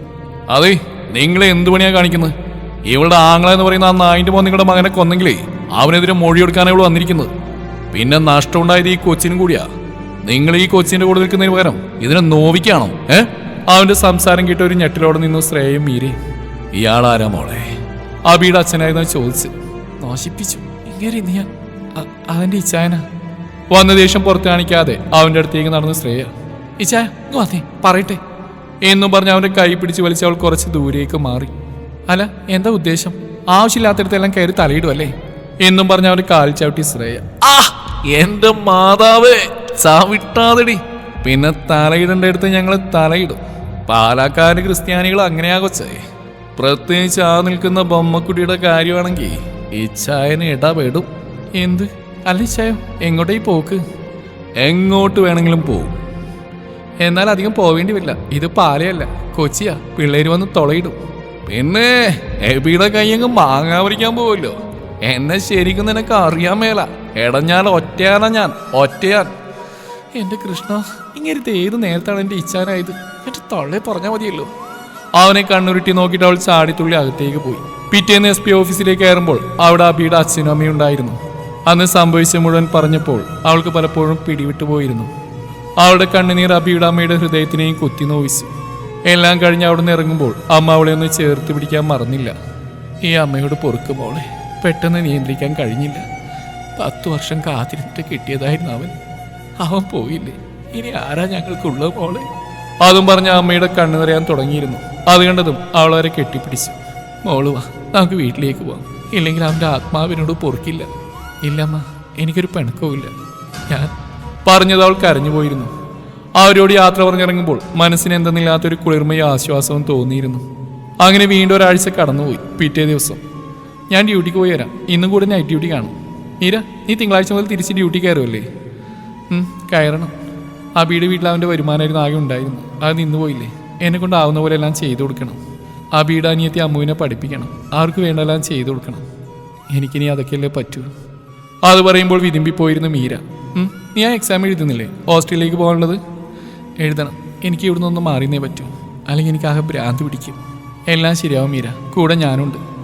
എന്നാൽ ഞാൻ പോയിട്ട് വരാം. പിന്നെ ഈ ചായ വന്ന ഭക്ഷണം എടുത്ത് കൊടുത്തേക്കണം, നീയും കഴിച്ചേക്കണം കേട്ടല്ലോ. അതും പറഞ്ഞ് ശ്രേയ അവിടെ നിന്ന് ഇറങ്ങി. കുറച്ചു നേരം അവൾ പോകുന്നത് നോക്കി അവിടെ തന്നെ നിന്നവൾ ഇടയ്ക്ക് എബിയുടെ ഫ്ലാറ്റിലേക്ക് നോക്കുന്നുണ്ടായിരുന്നു, വാതിൽ തുറക്കുന്നുണ്ടോ എന്ന്. പക്ഷേ ആ വാതിൽ അടഞ്ഞു തന്നെ കിടന്നു. ശേഷം മീര അവളുടെ വാതിലടച്ച് അകത്തേക്ക് പോയി കിടന്നിരുന്നു. ഉറക്കം കണ്ണുകളെ തഴുകിയതും പുറത്ത് കോളിംഗ് ബെല്ലടിക്കുന്ന ശബ്ദം കേട്ടുകൊണ്ട് അവൾ എഴുന്നേറ്റു. ശ്രേയയുടെ ഇച്ഛായനാവുമെന്ന് മനസ്സിൽ പറഞ്ഞ് ഭക്ഷണം എടുത്ത് വാതിൽ തുറന്നവൾ അവളെയും തള്ളി മാറ്റി കുറച്ചുപേർ അകത്തേക്ക് കയറി. കയ്യിലുണ്ടായിരുന്ന പാത്രവുമായി അവൾ നിലത്തേക്ക് വീണു. അവർ വാതിൽ വലിച്ചടച്ചു. ആരാ നിങ്ങൾ? എന്താ നിങ്ങൾക്ക്? ശബ്ദം പുറത്തേക്ക് വന്നില്ല അവളുടെ. അകത്തേക്ക് കയറിയുന്നവരിൽ ഒരാൾ അവളോടായി പറഞ്ഞു. ദേവച്ചേ, മൊഴി മാറ്റി പറയണം. നീ ഒന്നും കണ്ടിട്ടില്ല, ഇരുട്ടായിരുന്നു, ഒപ്പം നല്ല മഴയും. മുഖം കണ്ടിട്ടുണ്ടായിരുന്നില്ല, അതേ പറയാവൂ. അല്ലെങ്കിൽ അയാളുടെ കഴുകൻ കണ്ണുകൾ അവളുടെ ശരീരമാകെ ചൂട് നോക്കി. എന്നിട്ട് അവളുടെ മുടിയിൽ പിടിച്ച അയാളുടെ മുഖം അവളുടെ കഴുത്തിരിക്കിലേക്ക് അടുപ്പിച്ചു. ശേഷം അയാൾ അവളിൽ നിന്ന് വരുന്ന ക്രീമുകളുടെ ഗന്ധം വലിച്ചെടുത്തു. ഇല്ലെങ്കിൽ നിന്റെ ഈ വെണ്ണക്കൽ ശില്പം പോലെയുള്ള ശരീരം ഞാനിങ്ങ്, എന്നിട്ട് ആവശ്യം കഴിഞ്ഞാൽ നിന്നെ അങ്ങ് യമപുരി കാഴ്ചോളാം എന്ന് പറഞ്ഞ അവളുടെ കഴുത്തിൽ കുത്തിപ്പിടിച്ച് പൊക്കിയെടുത്തിരുന്ന അയാൾ. ഇല്ല, ഞാൻ പറയില്ല. കണ്ടതാ ഞാൻ. എൻ്റെ അബിയെ കൊന്നിട്ട് ഞാൻ പറയെല്ലാം കോടതിയിൽ. ഞാൻ ജീവനോടുണ്ടെങ്കിൽ അവന് ശിക്ഷ വാങ്ങി കൊടുത്തിരിക്കും ഞാൻ. അത് പറഞ്ഞത് അവൾക്ക് ഓർമ്മയുണ്ടായിരുന്നുള്ളൂ. വട്ടം കറങ്ങി നിലത്തേക്ക് പതിച്ചുപോയി അവൾ. എന്നാ പിന്നെ നാളത്തെ ബ്രേക്കിംഗ് ന്യൂസ്. 4 അംഗ സംഘം പട്ടാപ്പകൽ യുവതിയെ ബലാത്സംഗം ചെയ്തു വന്നു. മൃതദേഹം വിവസ്ത്രയായി നഗരത്തിലെ ഒരു അപ്പാർട്ട്മെന്റിൽ നിന്നും കണ്ടെടുത്തു. ഇതായിരിക്കും വരുന്നത്. ചാനലുകാർക്ക് ഒരാഴ്ചത്തേക്കുള്ള ചാഗ്രയാകും അല്ലേടാ പിള്ളേരെ എന്നും പറഞ്ഞ് ചിരിച്ചു അയാൾ. നിങ്ങൾ എന്നെ കൊന്നാലും ഞാൻ മൊഴി മാറ്റി പറയില്ല. എന്നാ നീ വാടി പോളെ എന്നും പറഞ്ഞ് മീരയെ ഭിത്തിയിൽ ചേർത്ത് നിർത്തി. അവളുടെ കഴുത്തിലെ അയാളുടെ ദന്തങ്ങൾ ആഴ്ന്നിറങ്ങിയതും വേദന കൊണ്ട് പുളയുമ്പോഴും അവളുടെ അത്തരത്തിലൊരു ചിരി വിരിഞ്ഞിരുന്നു. മരണത്തെ പോലും ഭയമില്ലാത്തവളുടെ ചിരി. ആ സമയം അവളുടെ കൺമുമ്പിൽ തെളിഞ്ഞുന്ന രൂപവും ചിരിക്കുന്ന മുഖവും അഭിറാമിൻ്റെതായിരുന്നു. ചേട്ടായിമാരെ, ഒരു കമ്പനിക്ക് ഞാനും കൂടട്ടെ. ഡോർ തുറന്ന ശബ്ദം കേട്ട ഒരു ഞെട്ടിലോടെ എല്ലാവരും അങ്ങോട്ട് നോക്കി. പരിചയമുള്ള ശബ്ദം കേട്ടവൻ കണ്ണ് വലിച്ചു തുറന്നു. കൺമുമ്പിൽ നിൽക്കുന്നവനെ കണ്ടതും പ്രതീക്ഷയുടെ തിരിതെളിഞ്ഞ അവളി. ആരാടാ നീ? ഇറങ്ങി പോടാ മോനെ, കുറ്റിയിട്ടില്ലായിരുന്നോടാ വാതില്? അവിടെ നിൽക്കുന്നവരെ നോക്കി അയാൾ ദേഷ്യത്തിൽ ചോദിച്ചു. അല്ല ചേട്ടന്മാരെ, വേണമെങ്കിൽ ഞാൻ സഹായിക്കാം. എവിടെ എന്നതാ പരിപാടി? ഗ്രൂപ്പ് ചേർന്ന് പീഡ. അയ്യേ അയ്യയ്യേ. അതും പറഞ്ഞുകൊണ്ട് അവൻ അകത്തേക്ക് കയറി. അപ്പോഴും കാല് നിലത്ത് കുത്തുന്നില്ലായിരുന്നു. വെള്ളത്തിൽ കുളിച്ചിരിക്കുന്ന അവന്റെ ശരീരത്തിൽ നിന്ന് വെള്ളം നിലത്തേക്ക് വീണ് ചിതറി. മുടിയിലൂടെ നെറ്റിയിലെയും കവിളിനെയും തഴുകി ഒലിച്ചിറങ്ങുന്നു. നനഞ്ഞ മുടിയൊന്ന് മാടി ഒതുക്കിയവൻ. ഡാടാ ഇറങ്ങി പോടാ, അധികം ഷൈൻ ചെയ്യാതെ പോകാൻ നോക്ക്, അല്ലെങ്കിൽ ഈ ഉരുട്ടി വെച്ചിരിക്കുന്നൊക്കെ ഉടയും ചക്ക. അതെന്നാ ചേട്ടന്മാരെ അങ്ങനെ ഒരു ടോക്ക്? പിന്നെ എന്റെ ബോഡി അതോടെയാ നോക്കാനേ എനിക്കറിയാം, അല്ലയോ കൊച്ചേ? അവളെ നോക്കിയൊന്ന് കണ്ണു ചിമ്മി അവൻ. എല്ലാവരുടെയും ശ്രദ്ധ അവനിലായതും അവളെ പിടിച്ചുകൊണ്ടിരുന്നവനെ നിലത്തേക്ക് തള്ളിയവൾ. അയാൾ നിലത്തേക്ക് വീണതും ആ സമയം ടീപ്പോയിൽ നിന്നൊരു ഫ്ലവർ വേസ് എടുത്ത് അവിടെ നിന്നിരുന്നവരുടെ തലയിൽ അടിച്ചിരുന്ന് എബി. അവൻ നിലം പതിച്ചതും എബിയെ പിടിക്കാൻ അടുത്തവൻ വന്നിരുന്നു. അവന്റെ കഴുത്ത് പിടിച്ച് തിരിച്ച് കറക്കി ശക്തി തല ഭിത്തിയിലിടിച്ചു. അപ്പോഴേക്കും വീണെടുക്കുന്ന എഴുന്നേറ്റ് വന്ന് മീരയുടെ കഴുത്തിൽ കത്തിവെച്ച്. അരങ്ങിയ പൊന്നു മോനെ, ഇവിടെ ഇട്ട് തീർത്ത് കളഞ്ഞാം. അയാൾ ചീറി. ആ നിമിഷം അയാളുടെ കത്തി പിടിച്ച കൈ കടിച്ചു. എടി പണം കടികിട്ടിയത് അവളിലെ പിടിവിട്ടു പോയിരുന്നു. ആ നിമിഷം അവൾ ഓടിയ എബിയുടെ പുറകിൽ വന്ന് നിന്നു. അവളൊരു കൈ പുറകോട്ട് വെച്ച് അവളെ തന്നോട് ചേർത്ത് നിർത്തി. ശേഷം മുന്നിൽ നിൽക്കുന്നവന്റെ നെഞ്ചിൽ ആഞ്ഞൊരു ചവിട്ട്. നിലത്ത് കിടന്ന കത്തിയെടുത്തൊരുത്ത് എബിക്ക് നേരെ വീശി. തടയാൻ നോക്കിയെങ്കിലും കഴിഞ്ഞില്ല. കുത്തുകിട്ടി. അവന്റെ ശരീരത്തിൽ നിന്നൊഴുകുന്ന രക്തം കണ്ടതും മീരയിൽ നിന്ന് അവൾ പോലും അറിയാതെ നിലവിളിയുയർന്നു. അബി വിളിച്ചുകൊണ്ട് നിലത്തേക്ക് തളർന്നു വീഴുന്നവൾ. ഒരു നിമിഷം മുന്നിൽ നിൽക്കുന്നവൻ തന്റെ പ്രാണനാണെന്ന് തോന്നിപ്പോയി അവൾക്ക്. വേദന കൊണ്ട് കൈ പൊത്തിപ്പിടിച്ചു വെപ്പി. പുറത്തുനിന്ന് ആരുടെയൊക്കെ ശബ്ദം കേൾക്കുന്നുണ്ടായിരുന്നു. ശബ്ദം കേട്ട് അവന്മാരെ ഓടിയിരുന്ന അവിടെ നിന്നു. വേദന പോലും വകവെക്കാതെ അവളെ കൈകളിൽ എടുത്തിരുന്നവൻ ശേഷം മടിയിൽ കിടത്തി മയങ്ങിപ്പോകുന്നവളെ കവിളിൽ തട്ടി വിളിച്ചു. കൊച്ചേ കൊച്ചേ മീര കൊച്ചേ ഏയ്. പെട്ടെന്നൊരു ഞെട്ടിലോട് അവന്റെ കവിളിൽ കൈ തൊട്ടു. ശേഷം ജുബയിൽ കൈ മുറുക്കി. കൈവിടലേ എന്ന് പറയും പോലെ ഒരു മങ്ങിയ പുഞ്ചിരി വിരിഞ്ഞിരുന്ന അവളുടെ അധരത്തിൽ. അബി അബി. അവളുടെ കണ്ണുകൾ പതിയെ കൂമ്പി അടഞ്ഞു. അല്ല കൊച്ചേ, അബിയല്ല എബി. ഇത്രയും പെട്ടെന്ന് പേര് മറന്നുപോയോ? അല്ല, ഇവിടെ ഞാനല്ലേ വീഴേണ്ടിയിരുന്നത്? എനിക്കല്ലേ കുത്തേണ്ടത്? പിന്നെ നീ എന്തിനാ കൊച്ചേ വീണ്? എടങ്ങേറായല്ലോ കർത്താവേ. അവളുടെ കവിളിൽ തട്ടി വീണ്ടും വിളിച്ചവൻ. അയ്യോടാ കുരുത്തം കിട്ടവനെ, എന്ത് പറ്റിയടാ മീരക്ക്? ചോദിച്ചുകൊണ്ട് അവിടേക്ക് രമേശിയും പ്രസാദുയേട്ടനും ഓടി വന്നിരുന്നു. എബി പറയടാ, എന്താ പറ്റിയവൾക്ക്? പ്രസാദേട്ടൻ വീണ്ടും ചോദിച്ചു. എനിക്ക് എങ്ങനെ അറിയാണ്? ഈ കൊച്ചിനൊന്ന് പിടിക്ക്, ആശുപത്രി കൊണ്ടുപോവാ. അപ്പോഴാണ് അവന്റെ മുറിവായിട്ട് ശ്രദ്ധയിൽപ്പെട്ടത്. അവന്റെ വെള്ളച്ചുബിയിൽ രക്തം പടർന്നിരുന്നു. എബി നല്ലോണം മുറിഞ്ഞിട്ടുണ്ടല്ലോ, നീ എങ്ങനെ നനഞ്ഞ്? പ്രസാദേട്ടൻ ചോദിച്ചു. അതാണ് ഇപ്പൊ കാര്യം. കാറിൽ പോകുമ്പോഴും അവളുടെ തല അവന്റെ മടിയിലായിരുന്നു. ആ നിമിഷം അവളുടെ മുടിയിൽ വിരലോടിച്ചു അവൻ. 2 അടിച്ചേച്ച് സുഖമായിട്ട് ഉറങ്ങിയതായിരുന്നു. ആരോ ഉറക്കത്തിൽ വന്ന് വിളിച്ചുണർത്തിയ പോലെ, സെവിയോരാരോ വന്ന് കരഞ്ഞ് പറയുന്ന പോലെ, എന്റെ മീരയെ രക്ഷിക്കാൻ ആരോ തന്നോട് കെഞ്ചുന്ന പോലെ തോന്നി. ഞെട്ടി എഴുന്നേറ്റ് കെട്ടിറങ്ങാണ് ബാത്റൂമിൽ കയറി ഷവർ ഓൺ ചെയ്ത് അതിന്റെ അടിയിൽ നിന്നത്. ശേഷം ഇറങ്ങിയൊരു ഓട്ടായിരുന്നു. അവിടെ കണ്ട കാഴ്ചന്റെ കർത്താവേ, ഞാൻ കുറച്ച് താമസിച്ചിരുന്നെങ്കിൽ ഇവളാ മക്കള്. മനസ്സിലൂടെ ഓടിമറയുന്ന വികാരങ്ങൾ എന്തെന്ന് മനസ്സിലാക്കാൻ കഴിഞ്ഞില്ല അവന്. ഇവള് തന്റെ ആരൊക്കെയാണെന്ന് മനസ്സ് പറയുന്ന പോലെ. റൂമിൽ ട്രിപ്പിട്ട് കിടത്തി അവളെ എബിക്ക് കയ്യിൽ 5 സ്റ്റിച്ചും ഇട്ടിരുന്നു. പെട്ടെന്നാണ് അവിടേക്ക് ശ്രേയ ഓടി വന്നതൊരു കിതപ്പോടെ അവൾ ചോദിച്ചു. മീരയ്ക്ക് എന്ത് പറ്റി? പറയ്, ഇവൾക്ക് എന്ത് പറ്റിയെന്ന്. എബി അവന്റെ സ്റ്റിച്ചിട്ട കൈ അവളെയും മാറി മാറി നോക്കി. നീ ഇത് എന്നാ സഹോദരിയാടി പിശാചേ, കുത്തിയിട്ട് ചോര പോയതല്ലേ, എന്നിട്ട് അതുകൊണ്ട് ബോധം പോയതേ ഇവൾക്ക്. അടിപൊളി. അതും പറഞ്ഞ് മുഖത്ത് വരുത്തി തീർത്ത കുഞ്ഞ് പരിഭവത്തോടെ ശ്രേയെ നോക്കിയിരുന്നവൻ. എന്നാലും എന്റെ കർത്താവേ, എനിക്ക് നിന്റെ വല്ല കാര്യമുണ്ടായിരുന്നു. കുടിച്ച കള്ളിറങ്ങി ഉറക്കം പോയി. നിർത്തുവാ, ഇതോടെ എല്ലാം നിർത്തുവാ എബി. അതും പറഞ്ഞ് എഴുന്നേറ്റ് എരി വലിച്ചു പോയിരുന്നവൻ. അധികം അഭിനയൊന്നും വേണ്ട കേട്ടോ, പിന്നെ നന്ദിയുണ്ട്. ഈ ചാനാ സമയോടെ പോയില്ലായിരുന്നെങ്കിൽ എന്റെ മീര. അതും പറഞ്ഞ് വിരുമ്പിപ്പോയി ശ്രേയ. എന്നാലും സ്വന്തം ചോരയിൽ പിറന്നവനോട് ഒരു കൂറില്ല അലിയോടി. അത് കേട്ടത് അവന്റെ മാറിൽ തലവെച്ചിരുന്ന ശ്രേയ ശേഷം ആ രോമങ്ങൾ നിറഞ്ഞുകൊടുത്ത് നിൽക്കുന്ന മാറിലൊന്ന് കടിച്ച് പറിക്കാതിരി കുരിപ്പേ, ആവശ്യമുള്ളതാടി. അതും പറഞ്ഞ് ചിരിച്ചുകൊണ്ട് ഇടം കണ്ടിട്ട് മീരയെ നോക്കിയവൻ. ഈച്ച, എന്റെ മീര പാവ, അവൾക്ക് ആരുമില്ല. പിന്നെ ഞാനാരടി അവളുടെ? അത് പറഞ്ഞ് ശ്രേയ അവനെ തുറിച്ചു നോക്കി. അപ്പോഴാണ് അവൻ പറഞ്ഞെന്താണെന്ന ബോധം വന്ന്. അല്ല, അതല്ല, നമ്മളുണ്ടല്ലോ ഇനി അവളുടെ കൂടെ, അതാ ഞാൻ. അതും പറഞ്ഞൊരു കള്ളനെ പോലെ തലാഴ്ത്തി നേപ്പി. അത് കണ്ട് ശ്രേയ അവന്റെ താടിയിൽ പിടിച്ച് അവളുടെ നേരെ മുഖമുയർത്തി. ഈച്ച, എന്താ ഒരു ഇളക്കം? അത് വേണ്ട കേട്ടോ ഈച്ച, അവളൊരു സാധുവാ, ഒരുപാട് പ്രശ്നങ്ങളുള്ളതാ. അത്ര പെട്ടെന്നൊന്നും അവൾക്ക് ഉൾക്കൊള്ളാൻ പറ്റത്തില്ല ഈച്ച. ആ സമയം കണ്ണു തുറന്ന് മീര. അവളുടെ അധരങ്ങൾ പതിയെ മൊഴിഞ്ഞു. അബി അബി.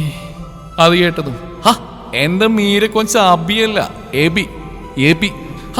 ഈ കൊച്ചിന് എപ്പോഴും എന്റെ പേര് തെറ്റുവാണല്ലോ. ഈച്ച, ഞാൻ പറഞ്ഞില്ലേ, ഒന്നും മിണ്ടാണ്ടിരിക്കുക. പിന്നെ പേരവൾക്ക് തെറ്റിയിട്ടൊന്നുമില്ല. ആ സമ്പത്തിന് ശേഷം അവൾക്ക് ചോരാണ്ട ബോധം പോകും. അപ്പോഴും അവളിൽ നിന്ന് കരച്ചിൽ ചീകൾ പുറത്തു വന്നിരുന്നു. അവളുടെ അവസ്ഥ എബി വല്ലാതെ ഉലച്ചു. ശ്രേയ, നീ ഇവളെൻ്റെ കൂടെ പാലായിക്ക് വരുന്നു. നാളെ കോടതിയിൽ വാദം കഴിഞ്ഞതിന് ശേഷം. അവൻ്റെ ആ വാക്കുകൾ ഉറച്ചതായിരുന്നു. ഞാനില്ല, ഈച്ച, നിനക്ക് പോയാൽ മതി. നിനക്ക് അപ്പനോടുള്ള ദേഷ്യം എനിക്ക് മനസ്സിലാവും. എനിക്കുണ്ട് അങ്ങേരോട്. കലിപ്പും പകയും ദേഷ്യമെല്ലാം കാണിക്കാൻ പറ്റിയ സമയമാണോടി കൊച്ചത്. മേപ്പോട്ട് നോക്കി ചുമ്മാ കിടക്കുക ജോസഫ് ജോൺ പാലത്തിങ്കിലെന്ന ഒറ്റയാണ്. പക്ഷേ നല്ല ബോധമുണ്ട്. നീ പ്രതികാരം വീട്ടിക്കോ. ഒന്നും മിണ്ടില്ല അങ്ങേര്. അങ്ങനെ തന്നെ വേണം അങ്ങേർക്ക്. എൻ്റെ അമ്മച്ചിയും കുറെ പറ്റിച്ചാ. അവൻ പറയുന്നതായിട്ട് അവൾ ഞെട്ടിയിരുന്നു. രണ്ടുപേരും മുഖത്ത് പ്രത്യേകിച്ച് ഭാവവ്യത്യാസമൊന്നും ഉണ്ടായിരുന്നില്ല. ഈ ചാൻ എന്താ ഈ പറയുന്നത്? ചാവം കിടക്കുന്ന ഒരാളോട് പക വീട്ടുന്നു. അത്ര കണ്ണിച്ചോരില്ലാത്തോളന്നല്ല ഞാൻ. ആളിൽ നിന്ന് അങ്ങനെ കേട്ടൊന്ന് താടിലൊന്നൊഴിഞ്ഞ് ചിരിച്ചു അവൻ. എന്നാ പിന്നെ എന്നാ കുഴപ്പം? നീ എൻ്റെ കൂടെ വരുന്നു, ഇവളെയും കൂട്ടിക്കോ. അല്ലേ മീര കൊച്ചേ? അവളെ നോക്കി എബി. ഞാനിങ്ങോട്ടും ഇല്ല. അതെ, കൊച്ചു കിടക്ക്, ഞങ്ങളിപ്പോൾ വരാം. അതും പറഞ്ഞ് ശ്രേയയുടെ കൈ പിടിച്ച് എബി പുറത്തേക്ക് പോയിരുന്നു. ഈ ചാൻ എന്നാ പറഞ്ഞാലും ഞാൻ പാലത്തിങ്കിലേക്കില്ല. എൻ്റെ ആരുമില്ല അവിടെ. ആണോ? അപ്പം നിന്റെ മുമ്പിൽ വട്ടി പോലെ നിൽക്കുന്ന ഞാൻ പിന്നെ നിന്റെ ആരാടി? പിന്നെ ഒരു മാറ്റം അവൾക്കും ആവശ്യമാണ്. അതിനെനിക്ക് തനിച്ചവിടെ ഉപേക്ഷിച്ച് പോകാൻ പറ്റത്തില്ല. ദൈവസേ, എനിക്ക് എല്ലാ കാര്യവും അറിയാം. ഉടനെ അല്ല, പതിയെ പതിയെ എബി അവളെ കൊണ്ടുവരും തിരിച്ചവളുടെ ജീവിതത്തിലേക്ക്. ഒന്ന് ആലോചിച്ച് നോക്കിയപ്പോൾ ആ പറഞ്ഞത് ശരിയാണെന്ന് അവൾക്കും തോന്നി. അപ്പം ജോലി അത് കളയാൻ പറ്റത്തില്ല ചായ. ഇവിടുത്തെ ജോലി റിസൈൻ ചെയ്ത് പാലായിൽ നമ്മുടെ കുടുംബ സുഹൃത്തിനൊരു ഹോസ്പിറ്റലുണ്ട്. രണ്ടാൾക്കും അവിടെ ജോലി നോക്കാം. അങ്ങനെയാകുമ്പോൾ എൻ്റെ ചിലവിലാണ് ജീവിക്കുന്നതെന്ന് വൃത്തിയായിട്ട് തോന്നലുണ്ടല്ലോ, നിനക്കത് ഉണ്ടാവില്ല. എന്നാ പറയുന്നു? അവസാനം അവൻ്റെ തീരുമാനത്തെ ശരിവെച്ചുകൊണ്ട് ശ്രേയ മീരയും കൊണ്ട് അവനൊപ്പം പാലായിലെ പാലത്തിങ്കൽ വീട്ടിലേക്ക് പോകാൻ തീരുമാനിച്ചു. ഇത് മീരയെ അറിയിക്കുകയും ചെയ്തു. എന്നാൽ ആദ്യമൊന്നും അവളത് സമ്മതിച്ചിരുന്നില്ല. പിന്നീട് അവൾക്കും തോന്നി. മാത്രമല്ല, പുതിയ ചുറ്റുപാട് ആളുകളും അവളുടെ ഇപ്പോഴത്തെ അവസ്ഥയെ തരണം ചെയ്യാൻ പറ്റുകയും ചെയ്യും. ഞാൻ നിനക്കൊരു ബുദ്ധിമുട്ടാണോ ശ്രേയ? നിന്റെ ഇച്ഛാന് ഞാനൊരു ബുദ്ധിമുട്ടാവില്ലേ? പറയുമ്പോൾ അവളുടെ കണ്ണുകൾ നിറഞ്ഞിരുന്നു. മീര കൊച്ചി ഇവിടെ നിന്നാൽ എനിക്ക് ബുദ്ധിമുട്ട്. എൻ്റെ പെങ്ങളോച്ചിന് എന്തെങ്കിലും അപകടം പറ്റും. അതെ, കഷ്ടപ്പെട്ടുണ്ടാക്കിയെടുത്ത ബോഡിയാ. ഓരോ തുള്ളി ചോരക്കും വിലയുണ്ട് വച്ചേ. ഇപ്പം തന്നെ 4 കുപ്പി ചോര അങ്ങ് പോയി കിട്ടിയത്, അതറിയോ കൊച്ചിന്? അതും പറഞ്ഞ് വിരലുകൾ ഓരോന്നായി ഉയർത്താൻ തുടങ്ങിയിരുന്നവൻ. എൻ്റെ ഇച്ഛായ മതി, നിർത്ത്. ഒന്നുമില്ല, ഇവളൊരു നേഴ്സാ. ആ, ചീറ്റിപ്പോയി അല്ലയോ? എന്നാൽ നിങ്ങളിറങ്ങ്, ഞാൻ പോയി ജീപ്പെടുത്ത് വരാം. പോകുന്ന പോക്കിന് ഇടം കണ്ടിട്ട് മീരയൊന്നും നോക്കാനും മറന്നില്ല അവൻ. പിറ്റേ ദിവസം കോടതിയിലെ വാദപ്രതിവാദങ്ങൾ കഴിഞ്ഞ് മീരയ്ക്ക് നേരെ വധശ്രമം ഉണ്ടായെന്ന് വക്കീൽ മുഖേന കോടതിയെ സൂചിപ്പിച്ചു. ഗൗതമിനെയും മറ്റു 3 പേരെയും സബ് ജയിലിലേക്ക് തന്നെ അയച്ചു. അടുത്ത വാദം അടുത്ത മാസത്തേക്ക് നീട്ടി. പാലായിലേക്ക് പോകുന്ന കാര്യം തൽക്കാലം ആരോടും പറയേണ്ടെന്ന് നബി പറഞ്ഞതിനാൽ തന്നെ അവരത് രഹസ്യമായി തന്നെ വെച്ചിരുന്നു. പിറ്റേ ദിവസം അവിടെ വിടുമ്പോൾ പല ഓർമ്മകൾ അവളെ തളർത്തി. ഓർമ്മകളുടെ കുത്തൊഴുക്കിൽപ്പെട്ട് അവളുടെ മനസ്സ് അലമുറയിട്ടു. ചാറിട്ടൊഴുകുന്ന കണ്ണുനീരിനെ ആരും കാണാതെ തുടച്ചു നീക്കി. 2 വശവും തിങ്ങി നിറഞ്ഞ റബ്ബർ മരങ്ങൾക്കിടയിലൂടെ ആ മഹേന്ദ്ര താർ ജീപ്പ് മുന്നോട്ട് കുതിച്ചു. മീരയുടെ ജീവിതത്തിലെ പുതിയ പുലരിക്കായി തന്റെ മനസ്സിൽ അവളോടായി മുട്ടിട്ട പ്രണയമറിയാതെ എബിയും മീനച്ചിലാറിനോട് ചേർന്ന് ജീപ്പ് ഒതുക്കി നിർത്താൻ ഡോർ തുറന്നിറങ്ങുമ്പോൾ ഒരു ബോട്ടിൽ മദ്യം ഒരു ഗ്ലാസും എടുത്തു. ഹായ് കൊച്ചുങ്ങളെ, ഇറങ്ങ്, പ്രകൃതി രമണീയമായി മീനച്ചിലാറ് കാണാൻ. അതും പറഞ്ഞ് നടന്നിരുന്നവൻ. ഈ കാനമാടത് എങ്ങോട്ടാണ് പോകുന്നത്? അതും പറഞ്ഞ് അവളും ജീപ്പിൽ നിന്നിറങ്ങി അവന്റെ പുറകെ നടന്നു. മീര ജീപ്പിൽ തന്നെ ഇരുന്നു. എബി ആറ്റിന്റെ പക്കത്ത് ഗ്ലാസ്സിൽ വെള്ളം മുക്കി എടുക്കുവാണ്. 4 പാടും നോക്കുന്നുണ്ട്. ശേഷം മദ്യ ആ ഗ്ലാസ്സിലേക്ക് പറന്ന് വായിലേക്ക് ഒറ്റ കമിഴ്ത്തിലും ശേഷം തലയെന്ന് ഉടഞ്ഞു. വൃത്തികെട്ട, ഒന്ന് മോന്താതിരുന്നൂടെ? നിങ്ങൾ ഈ വിശ്വസിച്ച ആ പെണ്ണിനെ കൂട്ടിക്കൊണ്ടുവന്ന് എന്നെ പറഞ്ഞാൽ മതി. എന്റെ കൃഷ്ണ. ദേഷ്യത്തോടെ അവനെ നെഞ്ചിൽ പിടിച്ച് തള്ളിയതും അവൻ വെള്ളത്തിലേക്ക് വീണുപോയിരുന്നു. പെട്ടെന്നുള്ള വീഴ്ചയിൽ വേച്ചുപോയി അവൻ. കുപ്പിയും വെള്ളത്തിൽ വീണിരുന്നു. ഒന്ന് മുങ്ങിപ്പൊങ്ങി നേരെ നിന്ന് 4 പാടും നോക്കി. ശേഷം മുഖം കൈകൊണ്ട് തുടച്ച് മുടി പുറകിലേക്ക് മാടിയൊതുക്കി കത്തുന്ന കണ്ണുകളോടെ അവളെ നോക്കി ദഹിപ്പിച്ചവൻ. എന്റെ കൃഷ്ണ, അല്ല ശിവനെ, ഇങ്ങനെ എന്നെ തീർക്കും, കാത്തോടെ. വെള്ളത്തിൽ നിന്ന് ചാടിക്കേറിയവൻ. ഡീ, എന്റെ കുപ്പി എന്നാ ചെയ്യും കർത്താവേ ഞാൻ? അവൻ തലയിൽ കൈയും വെച്ച് ദയനീയമായി അവിടെ നിന്നു. മുണ്ടില്ലാതെ നിൽക്കുന്ന അവനെ കണ്ട് വന്ന ചിരിക്ക് അടിച്ചു പിടിച്ചു ശ്രേയ. ഒരു പൊട്ടിച്ചിരി കേട്ട് 2 പേരും തിരിഞ്ഞു നോക്കി. 2 പേരും കണ്ടത് മുഖം പൊത്തിച്ചിരിക്കുന്നവളെയാണ്, മീരെ. ഒരു നിമിഷം ഏത് രൂപത്തിലാണ് നിൽക്കുന്നതെന്ന് പോലും അവൻ മറന്നിരുന്നു. പരിസരം മറന്നു നിന്നു. ചിരിക്കുമ്പോൾ വിരിയുന്ന നുണക്കുഴിയും ആരെയും ആകർഷിക്കുന്ന പോലെയുള്ള കരിനീല കണ്ണുകളും മീരയുടെ ഭംഗി ഒന്നുകൂടെ എടുത്തു കാണിച്ചു. അതെ, അവൻ അവളിൽ ലയിച്ച് നിൽക്കുകയാണ്. തന്നെ ആ കണ്ണുകൾ അവളിലേക്ക് കാന്തിക ശക്തി പോലെ അടുപ്പിക്കുന്നത് അറിഞ്ഞു എബി. മാസങ്ങൾ കഴിഞ്ഞു അവളിൽ വിരിയുന്ന ചിരി കണ്ണു നിറച്ച് കാണുകയായിരുന്നു ശ്രേയ. പെട്ടെന്നാണ് താൻ ചെയ്ത തെറ്റെന്താണെന്നും എവിടെയാണ് നിൽക്കുന്നതെന്നുള്ളതും തെറ്റ് ചെയ്ത കുട്ടിയെപ്പോലെ മുഖമാടി ജീപ്പിലേക്ക് തിരികെ കയറിയിരുന്നവൾ. വാ പോവാമെന്ന് പറഞ്ഞ് ശ്രേയയും കൂട്ടി ജീപ്പിന്റെ അടുത്തേക്ക് നടന്നു. ഇച്ചായ, ഈ കോലത്തെയാണോ പോകുന്നത്? നീ മുണ്ടെടുക്കും മനുഷ്യ. ഏത് മുണ്ട്? മുണ്ടെല്ലാം പറഞ്ഞു പോയില്ലേ. എന്റെ കയ്യിൽ ഇനി ഒന്നുമില്ല. ഫ്ലാറ്റിൽ ഞാനൊരു കുന്തം എടുത്തിട്ടില്ല. പിന്നെ ആവശ്യത്തിനുള്ള ഞാൻ അടിയിലിട്ടിട്ടുണ്ട്. അത് പോരായോ? എന്റെ കാര്യം പോട്ടെ, ഇതിപ്പോ മീര കൂടെ ഇല്ലേ? എന്തോന്ന് ചേ, പിടിച്ചു തള്ളുമ്പോ ഓർക്കണായിരുന്നു. അതും പറയാൻ വീണ്ടും നടക്കാൻ തുടങ്ങി. വൃത്തിയിട്ട, ഇതാ ഇതെടുത്ത തൽക്കാലം. ശ്രേയ ബാഗ് തുറന്ന് അതിൽ നിന്ന് അവിടെ ഒരു ഷോൾ എടുത്ത് അവന് നേരെ നീട്ടി. അത് വാങ്ങി ജുബയുടെ മുകളിലായി മുണ്ട് പോലെ എടുത്ത് മിററിലൂടെ പുറകിലെ സീറ്റിലേക്ക് അവളെ നോക്കി എബി. എന്നാൽ അവളാവട്ടെ സീറ്റിൽ ചാരി വേറൊരു ലോകത്തായിരുന്നു. അബിയും താനും ചേർന്നുള്ള ഒരിക്കലും മരിക്കാത്ത നല്ല നിമിഷത്തിലൂടെ സഞ്ചരിക്കുകയായിരുന്നു അവൾ. ഇനിതാ മറ്റൊരുവന്റെ നെഞ്ചിൽ കൂടുകൂട്ടിയതറിയാതെ കൂറ്റൻ ഗേറ്റ് കടന്ന് ടൈൽ പാകിയ വഴിയിലൂടെ ആ ജീപ്പ് കടന്നുപോയി. 2 വശവും പച്ചപ്പുള്ളി വിരിച്ച ഗാർഡനാണ്. പലതരം ചെടികൾ മനോഹരമായി നട്ടുവളർത്തിയിരിക്കുന്നു. അതിനൊത്ത നടുക്കായി കൊട്ടാര സദൃശ്യമായൊരു വീടും കണ്ണുകളിൽ കാണുന്നുണ്ട്. വിശ്വസിക്കാനാവാതെ അങ്ങനെ തന്നെ ഇരുന്നുപോയി ശ്രേയ. മീരയുടെ അവസ്ഥയും മറിച്ചായിരുന്നില്ല. ജീപ്പ് പോർച്ചിൽ കൊണ്ട് നിർത്തിയതും 60 വയസ്സിനടുത്ത് പ്രായമുള്ള, എന്നാൽ ഇപ്പോഴത്തെ ചെറുപ്പക്കാരെ പോലെ ചുറുചുറുക്കോടെ നിൽക്കുന്ന, സ്ത്രീത്വം വിളങ്ങുന്ന മുഖവും കുലീന ഭാവമുള്ളൊരു സ്ത്രീ ഓടി അവിടെ അടുത്തേക്ക് വന്നിരുന്നു.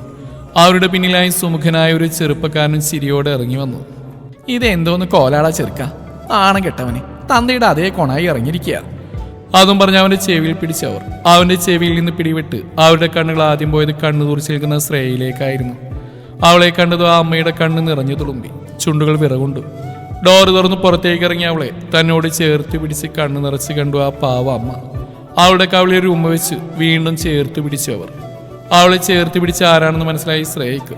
അവളുടെ നെഞ്ചിലൊരു മഞ്ഞു വീഴുന്ന സുഖമായിരുന്നു. തന്റെ അമ്മ ഇതാ തന്റെ കൺമുമ്പിൽ നിൽക്കുന്നു. അവളെയും ചേർത്ത് പിടിച്ച് അകത്തേക്ക് കയറാൻ തുടങ്ങിയതും ഡോർ തുറന്നിറങ്ങി വരുന്ന മീരയിൽ അവിടെ കണ്ണുടക്കി.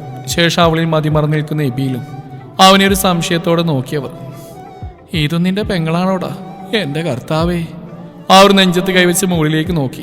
എന്റെ പൊന്നാര അമ്മച്ചി, ചങ്കി കൊള്ളുന്ന വർത്താനം പറയല്ലേ ഈ കൊച്ച്. എല്ലാവരുടെയും ശ്രദ്ധ അവനിലായതും പറയാൻ വന്ന് വിഴിഞ്ഞവൻ. ആരായി ഇത്? നീ കെട്ടിയതാണോടാ? കൊള്ളാലോടാ, എനിക്കിഷ്ടായി. ശബ്ദം കുറച്ച് എബിയുടെ ചെവിയിലായി പറഞ്ഞ ആ സുമുഖനായ ചെറുപ്പക്കാരൻ. അവന്റെ ആസ്ഥാനത്തുള്ള ചോദ്യം സന്തോഷമൊക്കെ തോന്നിച്ചെങ്കിലും പുറത്ത് കാണിച്ചില്ല എബി. ഈ തിണ്ടി നെഞ്ചത്ത് തന്നെ ആണിയടിച്ചുള്ള കർത്താവേ, ഇവനെ ഇന്ന് ഞാൻ മനസ്സിൽ മുറുമുറുത്തുകൊണ്ട് അവനോട് ചോദിച്ചു. ആ നീ എന്നാടാ വന്നേ? നീ അങ്ങ് വല്ലാതെ കയറി കൊഴുത്തുപോയല്ലോടാ എന്നും പറഞ്ഞ അവന്റെ തോളിൽ ശക്തിയിൽ അടിച്ചു എബി. കർത്താവേ. അടിയുടെ വേദന കൊണ്ട് അവനൊന്ന് കുനിഞ്ഞുപോയി. അതേ, ഞാൻ കെട്ടിയില്ല. കെട്ടാനാവുമ്പോ അറിയിക്കാം. കേട്ടോടാ തെണ്ടി. പിന്നെ അവിടെ പുറകെ കുറിക്കൊണ്ട് നടക്കണ്ട. അങ്ങനെ എന്തെങ്കിലും വിചാരം ഉണ്ടെങ്കിൽ എഡിമോന്റെ ഷെഡി ഞാനിങ്ങ് കീറും. അവിടെ പുറകെ നടക്കാൻ ഇവിടെ വേറെ ആളുണ്ട്. കേട്ടോടാ കുരുട്ടടക്കേ. ഇവൻ എഡ്വിൻ ഇമ്മാനുവൽ, എബിയുടെ അമ്മച്ചിയുടെ പെങ്ങളുടെ മകനാണ്. ആള് കുറച്ച് ഷുഗർ പേഷ്യന്റ് ആണ്. അയ്യോ അതല്ല, പഞ്ചാരപ്രിയനാ. ആളിങ്ങനെയൊക്കെയാണെങ്കിലും സോഫ്റ്റ്വെയർ എഞ്ചിനീയർ ആണ്, ദുബായിലാണ്. ഇപ്പൊ ദേ ഒരാഴ്ച മുമ്പ് ലീവാണെന്ന് പറഞ്ഞ് കെട്ടിയെടുത്താണ്. എന്റെ അമ്മച്ചി ഇത് ശ്രേയയുടെ കൂട്ടുകാരിയാ. ഇനി കുറച്ചാണ് ഈ കൊച്ചിയുടെ കാണും. വിശദമായ ചോദ്യം ചെയ്യലെല്ലാം പിന്നെ. ഇപ്പൊ ഞങ്ങളൊന്ന് അകത്തേക്ക് കയറിക്കോട്ടെ എന്റെ പൊന്നു മദറേ. അവന്റെ സംസാരം കേട്ട് കണ്ണ് തള്ളി നിന്നുപോയി ശ്രേയ. അവനകത്തേക്ക് കയറിപ്പോയി. ആരോടും മിണ്ടാതെ ഒരു സൈഡിൽ ഒതുങ്ങി നിന്നിരുന്ന മീരയുടെ കൈ പിടിച്ചു അമ്മച്ചി. മോള് വാ. അമ്മച്ചിക്ക് സമാധാനായി. ആ തെമ്മാടി ചെറുക്ക് ഇനിയെങ്കിലും ഒരിടത്ത് ഒതുങ്ങിക്കൂടല്ലോ. ആട്ടെ, മോളുടെ പേരെന്താ? മീര. പതിഞ്ഞ സ്വരത്തിൽ പറഞ്ഞു അവൾ. പിന്നെ മീരമോൾ സ്വന്തം വീട് പോലെ തന്നെ കരുതിക്കോ കേട്ടോ. ആനി, ഈ കൊച്ചിന് മോളത്തെ റൂം കാണിച്ചു കൊടുക്ക്. അവിടെ നിന്നിരുന്നൊരു സ്ത്രീയോട് പറഞ്ഞു അമ്മച്ചി. ബാഗും എടുത്ത് അകത്തേക്ക് കയറി. രണ്ടുപേരും വാതിൽക്കൽ കയ്യും കെട്ടി ചിരിയോടെ നിൽക്കുന്നവനെ കണ്ണുരുട്ടി പേടിപ്പിച്ചു ശ്രേയ. അകത്തേക്ക് കയറി അവളുടെ കണ്ണുകൾ ആർക്കോ വേണ്ടി പരതി. അച്ചായനെ നോക്കുകയാണോ മോളെ? ദാ ആ റൂമിലുണ്ട്, മോള് ചെല്ല്. അമ്മച്ചി കൈ ചൂണ്ടിയെടുത്തേക്ക് നോക്കി ശ്രേയ. മോള് ചെല്ല്, അമ്മച്ചി കുടിക്കാൻ എന്തെങ്കിലും എടുക്കാം. അതും പറഞ്ഞ് അവർ അടുക്കള ലക്ഷ്യമാക്കി നടന്നു. ശ്രേയ, എന്നെ കണ്ടിട്ട് എന്നതാടി ഒന്ന് തിരിഞ്ഞു നോക്കാതെ പോകുന്നേ? ഒന്നുമില്ലെങ്കിലും 2 വർഷം കഴിഞ്ഞ് കാണുന്നല്ലയോ? നിന്റെ പിറകെ ഇങ്ങനെ നടക്കാൻ തുടങ്ങിയിട്ട് കാലം കുറച്ചായില്ലേ? ഈ നടപ്പ് ഞാൻ നേരെ നടന്നിരുന്നെങ്കിലേ അങ്ങ് അമേരിക്കയിലോ ലണ്ടനിലോ എവിടെയെങ്കിലും എത്തുമായിരുന്നു. ജോസിയുടെ സംസാരം കേട്ട് അവളൊന്ന് തിരിഞ്ഞു നോക്കി. കൈ നെഞ്ചിൽ പിണച്ച് കെട്ടിയിട്ടുമുണ്ട്. എടോ, തന്നോട് ഞാൻ പറഞ്ഞു എന്റെ പുറകെ ഇങ്ങനെ മണപ്പിച്ചടക്കാൻ. എനിക്കറിയായിരുന്നു താൻ ഇവിടെ തന്നെ കാണുന്നു. ഇനി എന്റെ പുറകെ എങ്ങനെ വന്നാൽ ഇച്ചാനോട് പറയും ഞാൻ. കുറച്ച് വർഷം കാണാതിരുന്നപ്പോൾ ഞാൻ കരുതി ശല്യം തീർന്നെന്ന്. മീരയും പിന്നെ ഇച്ചാനെയും ഓർത്തിട്ട് മാത്രം ഞാൻ ഇങ്ങോട്ട് വന്ന്. അത്രയും ദേഷ്യത്തിൽ ജോസിക്കുട്ടിയോട് പറഞ്ഞു. ശേഷം അമ്മച്ചി കാണിച്ചു കൊടുത്ത റൂമിനെ ലക്ഷ്യമാക്കി അവൾ നടന്നു. നീ എൻ്റെ ഇടനെഞ്ചിൽ കൂടുകൂട്ടിയ പഞ്ചവർണ്ണ തത്തല്ലിയോടി. നീ നോയിക്കോ മോളെ, നിന്നെ ഞാൻ എൻ്റെ നെഞ്ചോട് ചേർത്ത് ഇങ്ങനെ പിടിച്ചിരിക്കും. മനസ്സിൽ മൊഴിഞ്ഞ് അവൾ പോകുന്നത് നോക്കിയെന്ന് എഡ്വിൻ. ആനിയുടെ കൂടെ മുകളിലേക്ക് നടന്നിരുന്നു മീര. മോളോടൊരു കാര്യം ചോദിച്ചാൽ ഒന്നും തോന്നരുത് കേട്ടോ. മുൻകൂർ ജാമ്യം എടുത്തു ആനി. എന്താണെന്ന അർത്ഥത്തിൽ ആനിയെ നോക്കി മീര. ആ വാർത്തയിലെല്ലാം കാണിക്കുന്ന കൊച്ചു മോളല്ലേ? ആ ദുരഭിമാനക്കൊലയിൽ മരിച്ച ആ മോൻ്റെ ഭാര്യ. പെട്ടെന്നുള്ള അവിടെ ആ ചോദ്യത്തിൽ അറിയാതെ നെഞ്ചൊന്ന് പൊള്ളി അവളുടെ. ഒന്നോർത്താ മോളുടെ കാര്യം കഷ്ടം തന്നെ. എന്നാലും ആ കാലമാടന്മാർ കൊന്നു കളഞ്ഞല്ലോ. അത് മോളുടെ മുന്നിലിട്ട് കൊന്നതാ കഷ്ടം. ഞാൻ ഫോണിൽ കണ്ടിരുന്നു ആ പയ്യൻ മരിച്ചെടുക്കുന്നു. വെട്ടി നാശാക്കിയ അവന്മാർ അല്ലയോ? അവരുടെ ഓരോ വാക്കുകളും മീരയുടെ ഹൃദയത്തിൽ ഒരു കൂരമ്പ് തറക്കുന്ന പോലെയായിരുന്നു. മറക്കാൻ ശ്രമിക്കുന്ന ആ ചോരമണമുള്ള രാത്രി മുന്നിലൊരു തിരശീലയിൽ എന്ന പോലെ കൺമുമ്പിൽ തെളിഞ്ഞു വന്നതും കണ്ണുകൾ ഇറുക്കി അടച്ച് വാപ്പൊത്തി തൊണ്ടക്കുള്ളിൽ വന്ന എങ്ങനെ പിടിച്ചു നിർത്തി. രണ്ടുപേരും പെട്ടെന്ന് ഞെട്ടലോടെ തിരിഞ്ഞു നോക്കി. ആനിയുടെ ഉള്ളൊന്ന് കാളി. മുന്നിൽ ജ്വലിക്കുന്ന കണ്ണുകളോട് അവരെ തന്നെ നോക്കി നിൽക്കുന്ന എബി. അത് ഞാൻ. ആനിക്ക് ശബ്ദം പുറത്തേക്ക് വരുന്നുണ്ടായിരുന്നില്ല. വീണ്ടും പറയാനായി ശ്രമിച്ചതും അവൻ ചുണ്ടോട് ചേർത്ത് വിരൽ വെച്ചു. മിണ്ടിപ്പോരുത്. ഇനി മിണ്ടിയാ നിങ്ങളുടെ ആ വിഷം തുപ്പുന്ന പുഴുത്ത നാവ് ഞാനിങ്ങ് അരിഞ്ഞെടുക്കും, മനസ്സിലായല്ലോ? അപ്പോഴായിരുന്നു അവിടേക്ക് ശ്രേയ കയറി വന്നു. അവളെ കണ്ടത് മീര ഓടിപ്പോയി അവളെ കെട്ടിപ്പിടിച്ച്. എന്താടാ, എന്തുണ്ടായി? അത് ചോദിച്ചതും അതുവരെ പിടിച്ചു വെച്ചിരുന്ന കണ്ണുനീനെ തുറന്നു വിട്ട് പൊട്ടിക്കരഞ്ഞു പോയിരുന്ന അവൾ ശ്രേയ അവളുടെ മുടിയിലൂടെ തലോടി. ഇറങ്ങിപ്പോ. അതൊരു അലർച്ചയായിരുന്നു. പിന്നെ ആനി അവിടെ നിന്നില്ല. എന്ത് ചായ, എന്തുണ്ടായി പറയ്? എബിയോടായി ചോദിച്ചു ശ്രേയ. എന്നാൽ ഒന്നുമില്ലെന്നർത്ഥത്തിൽ ചെറിയൊരു ചിരിയോടെ കണ്ണിറുക്കി കാണിച്ച് അവൻ അവിടുന്ന് പോയി. മീരയുടെ അവസ്ഥ, അവളിപ്പോൾ ഏതവസ്ഥയിലൂടെ കടന്നു പോകുന്നതെന്ന് എപ്പിക്ക് മനസ്സിലാവുന്നുണ്ടായിരുന്നു. മീര കൊച്ചെ കരയാതെ, അതങ്ങനെയൊരു സാധന. അമ്മച്ചിയുടെ വകയിലുള്ളൊരു ചേച്ചിയാ. ഇനി ഇതുപോലെ ഉണ്ടാകാൻ ഞാൻ നോക്കിക്കോളാം. ഉള്ളിൽ നിന്ന് വരുന്ന കരച്ചിലിനെ നിയന്ത്രിക്കാൻ പാടുവിട്ടു അവൾ നിലത്തേക്ക് ഊർന്നിരുന്നു. നിറഞ്ഞു തുളുമ്പുന്ന അവളുടെ കണ്ണും വിയർത്തു വന്ന കൺപോളകളും അവളിലെ ദുഃഖം എത്രത്തോളം എന്ന് എടുത്തു കാണിച്ചു. ആ കണ്ണുനീർ തന്നെയും നോവിക്കുന്നത് അറിഞ്ഞു എബി. എത്രത്തോളം തന്നിൽ അവൾ ആഴ്ന്നിറങ്ങിയെന്ന് അറിയുകയായിരുന്നു. അവളെ ഒന്ന് ആശ്വസിപ്പിക്കാൻ നെഞ്ചോട് ചേർത്ത് പിടിച്ച് ഞാനുണ്ടടി കൂടെ എന്ന് പറയാനും അവന്റെ മനം വല്ലാതെ തുടിക്കുന്നു. കവളിനെ തഴുകുന്ന ചൂടിനെ അറിഞ്ഞു അവനും. താനും കരയുകയാണെന്ന് അവളിലേക്ക് നീട്ടി അവൻ കൈ. താൻ എന്താണ് ചെയ്യാൻ പോകുന്നതെന്ന് ഓർമ്മ വന്നു. കുറ്റബോധത്താൽ കൈമുഷ്ടി ചുരുട്ടി കണ്ണുകൾ ഇറുക്കി അടച്ചു തുറന്നു. അവനോട് നേരെ പോയത് അടുക്കളയിലേക്കാണ്. എന്തൊക്കെയോ അറിയുന്നുണ്ട്. അമ്മച്ചി കൂടെ തന്നെ നിൽക്കുന്നുണ്ട്. ആനി ചേച്ചി, ഞാൻ അവസാനമായിട്ടൊരു കാര്യം പറഞ്ഞേക്കാം. ഇനി മീരെ വേദനിപ്പിക്കുന്ന തരത്തിൽ വായിൽ തോന്നി വിളിച്ചു പറഞ്ഞാ അറിയാലോ എന്നെ കെട്ടും കെട്ടി പോക്കോണടിക്കുക. അവൻ പറയുന്ന കേട്ട് മിണ്ടാ നിന്നവർ. നീ എന്തൊക്കെയാണ് ഈ പറയുന്നേ? ആരോട് എന്താണ് എപ്പോഴാണ് പറയേണ്ടതെന്ന ബോധം വേണം. അതിനെങ്ങനെയാ പറഞ്ഞ സാധനം ഉണ്ടായിട്ട് വേണ്ടേ? അവന് നോക്കി അമ്മച്ചി ദേഷ്യപ്പെട്ടു. ആ പറഞ്ഞ ബോധം ഇവർക്കും വേണം. ഈ വീട്ടിലുള്ളവർ കാരണം ആ കൊച്ചിന്റെ കണ്ണ് നിറയരുത്. നിറഞ്ഞാ ഒരു താക്കീത് കൊടുത്തിട്ട് അവനോടൊന്നും പോയി. കണ്ടില്ലേ അമ്മച്ചി, ഇതുവരെ എന്നോടൊന്നും ചൂടാവത്തവനാ. എനിക്ക് സംശയമുണ്ട് അമ്മച്ചി, നമ്മുടെ എബിമോൻ ആ പെങ്കോച്ചായിട്ട് എന്തോ ചുറ്റിക്കളിയുണ്ട്. അത് കണ്ടുപിടിക്കണം. അപ്പൊ വെറുതെ അല്ല അവൻ നിന്നെ വഴക്ക് പറഞ്ഞ്. നീ ആവശ്യമില്ലാതെ പറയരുത്. അവനെനിക്കറിയാം. ഈ കണ്ട പ്രായത്തിനിടയിൽ അവനൊരു ഇഷ്ടം ആരോടും ഉണ്ടായിട്ടില്ല. ഇനി അഥവാ ഉണ്ടെങ്കിൽ തന്നെ മൂക്കറ്റ മൂന്തി അടക്കുന്നവനാണെങ്കിലും വകതിരിയുള്ളവനാ. അവൻ നോക്കി കണ്ട് ചെയ്തോളും. അല്ല, ഞാൻ പറഞ്ഞെന്നേ ഉള്ളൂ. മത്തം കുത്തിയാ കുമ്പളം മുളക്കില്ലല്ലോ. അർത്ഥം വെച്ച് പറഞ്ഞവൻ ചിരിച്ചു ആനി. റൂമിന്റെ വാതിൽക്കിലൊന്ന് അറച്ചു നിന്നു ശ്രേയ, കാലുകൾ മുന്നോട്ട് ചലിപ്പിക്കാനാവാതെ. പാവം പിടിച്ച എൻ്റെ അമ്മ പറഞ്ഞു പറ്റിച്ച മനുഷ്യൻ, വിവാഹിതനും അതിലൊരു മകനുമുള്ളത് പറയാതെ കൂടെ താമസിച്ചവൻ, തൻ്റെ അമ്മയെ പൂർണ്ണ ഗർഭിണിയാക്കിയ ശേഷം നിഷ്കരണം വീട്ടിൽ നിന്ന് പുറത്താക്കിയവൻ, താൻ ഇന്ന് ഈ ലോകത്തിൽ ഏറ്റവും കൂടുതൽ വെറുക്കപ്പെടുന്ന മനുഷ്യൻ ജോസഫ് ജോൺ പാലത്തിങ്കൽ. ബെഡിൽ കിടക്കുന്ന അയാളുടെ കാലുകൾ മാത്രം കാണാം. ആരാവിടെ? ഒരു പരിവരുത്ത ശബ്ദത്തിൽ അയാൾ ചോദിച്ചു. എബിയാന്നോടാ? കാര്യവാടാ, സ്വന്തം അപ്പനോടുള്ള വിണക്കം മാറിയില്ലോടാ. ഇത് ജോൺ ജോസഫ് പാലത്തിങ്കൽ. ആയ കാലത്തെ ഒരു വേട്ടസിംഹമായിരുന്നു. എന്നും വെട്ടിപ്പിടിക്കുന്ന സ്വഭാവം. ആരോടും പ്രത്യേകിച്ച് ഒരു അടുപ്പവും കാണിക്കാത്തവൻ. ഇഷ്ടവിനോദം പെണ്ണുപിടിയും ചൂതാട്ടവും. വെളുപ്പും കറുപ്പും ഇടകലർന്ന തലമുടി, കട്ടിപ്പുരികം, നല്ല കട്ട താടിയും മീശയും. മീശ മുകളിലേക്ക് പിരിച്ചു വെച്ചിട്ടുണ്ട്. രക്തവർണമായ കണ്ണുകൾ. ഏകദേശം പറഞ്ഞാൽ നാട്ടുരാജാവ് സിനിമയിലെ ലാലേട്ടന്റെ അപ്പനെ പോലെ. ചെയ്തു കൂട്ടിയ പാപങ്ങൾ അത്രയും വലുതായതുകൊണ്ട് തന്നെ അയാൾക്കുള്ള ശിക്ഷ കർത്താവ് തമ്പുരാൻ ഇവിടെ വെച്ച് തന്നെ നടപ്പിലാക്കിയപ്പോൾ അന്ന് സടകൊഴിഞ്ഞു വീണു ജോസഫ് ജോൺ എന്ന സിംഹം. തിരിഞ്ഞു പോകാൻ തുടങ്ങിയ അവൾ ഒരു നിമിഷം അവിടെ തന്നെ നിന്നു. കാലുകൾ അകത്തേക്ക് വെച്ചു. ഒരിക്കൽ പോലും കാണാൻ പാടില്ലെന്ന് വിചാരിച്ചിരുന്ന മുഖം നേരിൽ കാണാൻ. ഈ ചായം പറഞ്ഞ പോലെ രണ്ടു വാക്ക് ചോദിക്കാൻ അയാളുടെ മുഖത്തിന് നേരെ നിന്നു. ഭയമേതും കൂടാതെ തന്നെ, പരസഹായം കൂടാവുന്ന എഴുന്നേൽക്കാൻ പോലും വയ്യാതെ ക്ഷീണിച്ച് കിടക്കുന്ന ആ രൂപം. കണ്ണുകൾ പെട്ടെന്ന് വെട്ടിത്തിളങ്ങി. ചുണ്ടുകൾ വിറകൊണ്ടു. ഭദ്ര. അയാളിൽ നിന്നും വീണ പേര് കേട്ടതും അവളിലൊരു കുളിർമ പോലെ പുച്ഛങ്ങൾ എന്ന ചിരിവിരിഞ്ഞ ശ്രേയയിൽ.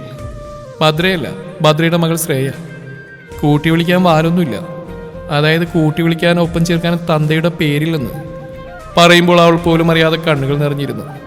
ആ കണ്ണുകൾ വികസിക്കുന്ന ചുണ്ടുകൾ വിതുമ്പെന്ന് അറിഞ്ഞു അവൾ. മോളെ, എന്റെ മോളെ ഞാൻ...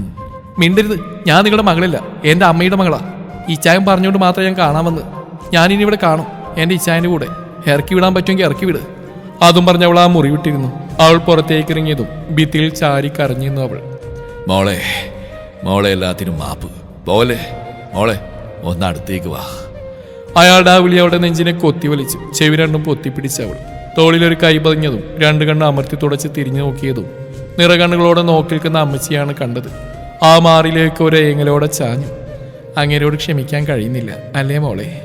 മോളുടെ അമ്മയെ ഒത്തിരി ദ്രോഹിച്ചു, ചതിച്ചു. പക്ഷെ ഇപ്പം ആ മനസ്സ് മോളുടെ സാമീപ്യം ആഗ്രഹിക്കുന്നുണ്ട്. പ്രായശ്ചിത്തവും കുറ്റബോധം നിറഞ്ഞ ആ കണ്ണുനീര്, ആ ഹൃദയം നീറിയുള്ള കരച്ചിൽ, അതാണ് അയാൾക്കുള്ള ശിക്ഷ. അയാൾ അറിയണം ഒരു മകൾ അച്ഛൻ എന്താണെന്ന്, ആ സ്നേഹം എന്താണെന്ന്. തോൽപ്പിക്കണം, സ്നേഹിച്ച്. അപ്പോഴേക്കും കരഞ്ഞുപോയിരുന്നവർ ആ അമ്മയുടെ നെഞ്ചിൽ തന്നെ ദുഃഖങ്ങളെല്ലാം ഇറക്കി വെച്ചു അവൾ. അപ്പോഴയാളുടെ എങ്കിലും മോളെ എന്നുള്ള വിളി അവിടെ ആകെ നിറഞ്ഞു നിന്നു.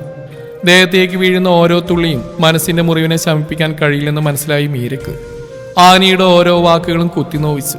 തന്റെ പ്രാണന്റെ വെട്ടേറ്റ് കിടക്കുന്ന ആ രൂപവും ആ രോദനവും ആ 4 ചുമരുകൾക്കുള്ളിൽ അലയടിച്ചു. ഒന്നലറിക്കറിയാൻ തോന്നി അവൾക്ക്.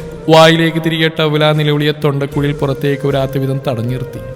ശ്രേയയുടെ നിർത്താതെയുള്ള വിളിയിൽ അവൾ പെട്ടെന്ന് കുളിച്ചിറങ്ങി. മുഖം കണ്ടോ മനസ്സിലായിരുന്നു ശ്രേയക്ക് അവളുടെ നെഞ്ചിൽ ഇളകി മറിയുന്ന കടലിനെ. ഒന്ന് നോക്കി ചിരിക്കാൻ ശ്രമിച്ചെങ്കിലും പരാജയപ്പെട്ടവൾ മുടിയിൽ കെട്ടിവെച്ചിരിക്കുന്ന ടവലുമായി ബാൽക്കണിയിലേക്ക് നടന്നവൾ. മീര, നീ ഇനി ഇങ്ങനെ മൂടിക്കെട്ടിയിരിക്കല്ലേ. എല്ലാം മറക്കണമെന്ന് ഞാൻ പറയില്ല, പക്ഷെ നിനക്കൊരു മാറ്റം ആവശ്യമാണ്. നീ ചെറുപ്പല്ലേടി, ഇനിയും ജീവിതമുണ്ട്. ആത്മാവെന്നൊന്നുണ്ടെങ്കിൽ അവനും ആഗ്രഹിക്കുന്നതിൻ്റെ സന്തോഷമാവും. അവളുടെ ഓരോ വാക്കുകളും മീര കേട്ടു നിന്നു. ഒരു തരം മരവിപ്പോടെ അവളുടെ മിഴികൾ ദൂരേക്ക് കണ്ണു നട്ട് നിന്നു. നിനക്കായി ഈശ്വരൻ നല്ലതെവിടെയോ കരുതി വെച്ചിട്ടുണ്ട് മീര. എൻ്റെ മനസ്സ് പറയുന്നു, നിന്റെ ദുഃഖങ്ങൾ ഏറ്റുവാങ്ങി പകരം അതിലേറെ സന്തോഷം തരാനായി താങ്ങായിട്ട് ഒരാൾ വരും. വേണ്ട, ഈ മീരയുടെ ജീവിതത്തിൽ ഇനി അങ്ങനെ ഒരാൾ വേണ്ട. എനിക്കത് ഇഷ്ടമില്ല. എൻ്റെ അബിയുടെ സ്ഥാനത്തേക്ക് അങ്ങനെ ഒരാൾ. പറയുമ്പോൾ അവളുടെ വാക്കുകൾ മുറിഞ്ഞു. അവൻ്റെ ഓർമ്മകൾ മാത്രം മതി ഇനി എനിക്ക് മുന്നോട്ട് ജീവിക്കാൻ. അതും പറഞ്ഞ് അവൾ തിരികെ മുറിയിലേക്ക് നടന്നു. മുന്നോട്ടേക്ക് നോക്കിയതും കണ്ടു ഗാർഡനിൽ തടി ബെഞ്ചിൽ മീരിൽ തറഞ്ഞു നിന്നിരുന്ന തിളക്കമുള്ള 2 കാപ്പിക്കണ്ണുകൾ. അത്രയും അകലെ നിന്നിട്ട് പോലും ശ്രേയ അറിയുകയായിരുന്നു തൻ്റെ ഇച്ഛായൻ്റെ കണ്ണുകൾ പറയുന്ന പ്രണയം. കാത്തിരിക്കാം, ഇച്ഛായൻ്റെ പ്രണയത്തിന് മുമ്പിൽ അവൾ കീഴടങ്ങുമോ? ഈ കഥയുടെ മനോഹരമായ അവസാന ഭാഗം നാളെ ഇതേ സമയം മറക്കാതെ കേൾക്കുക.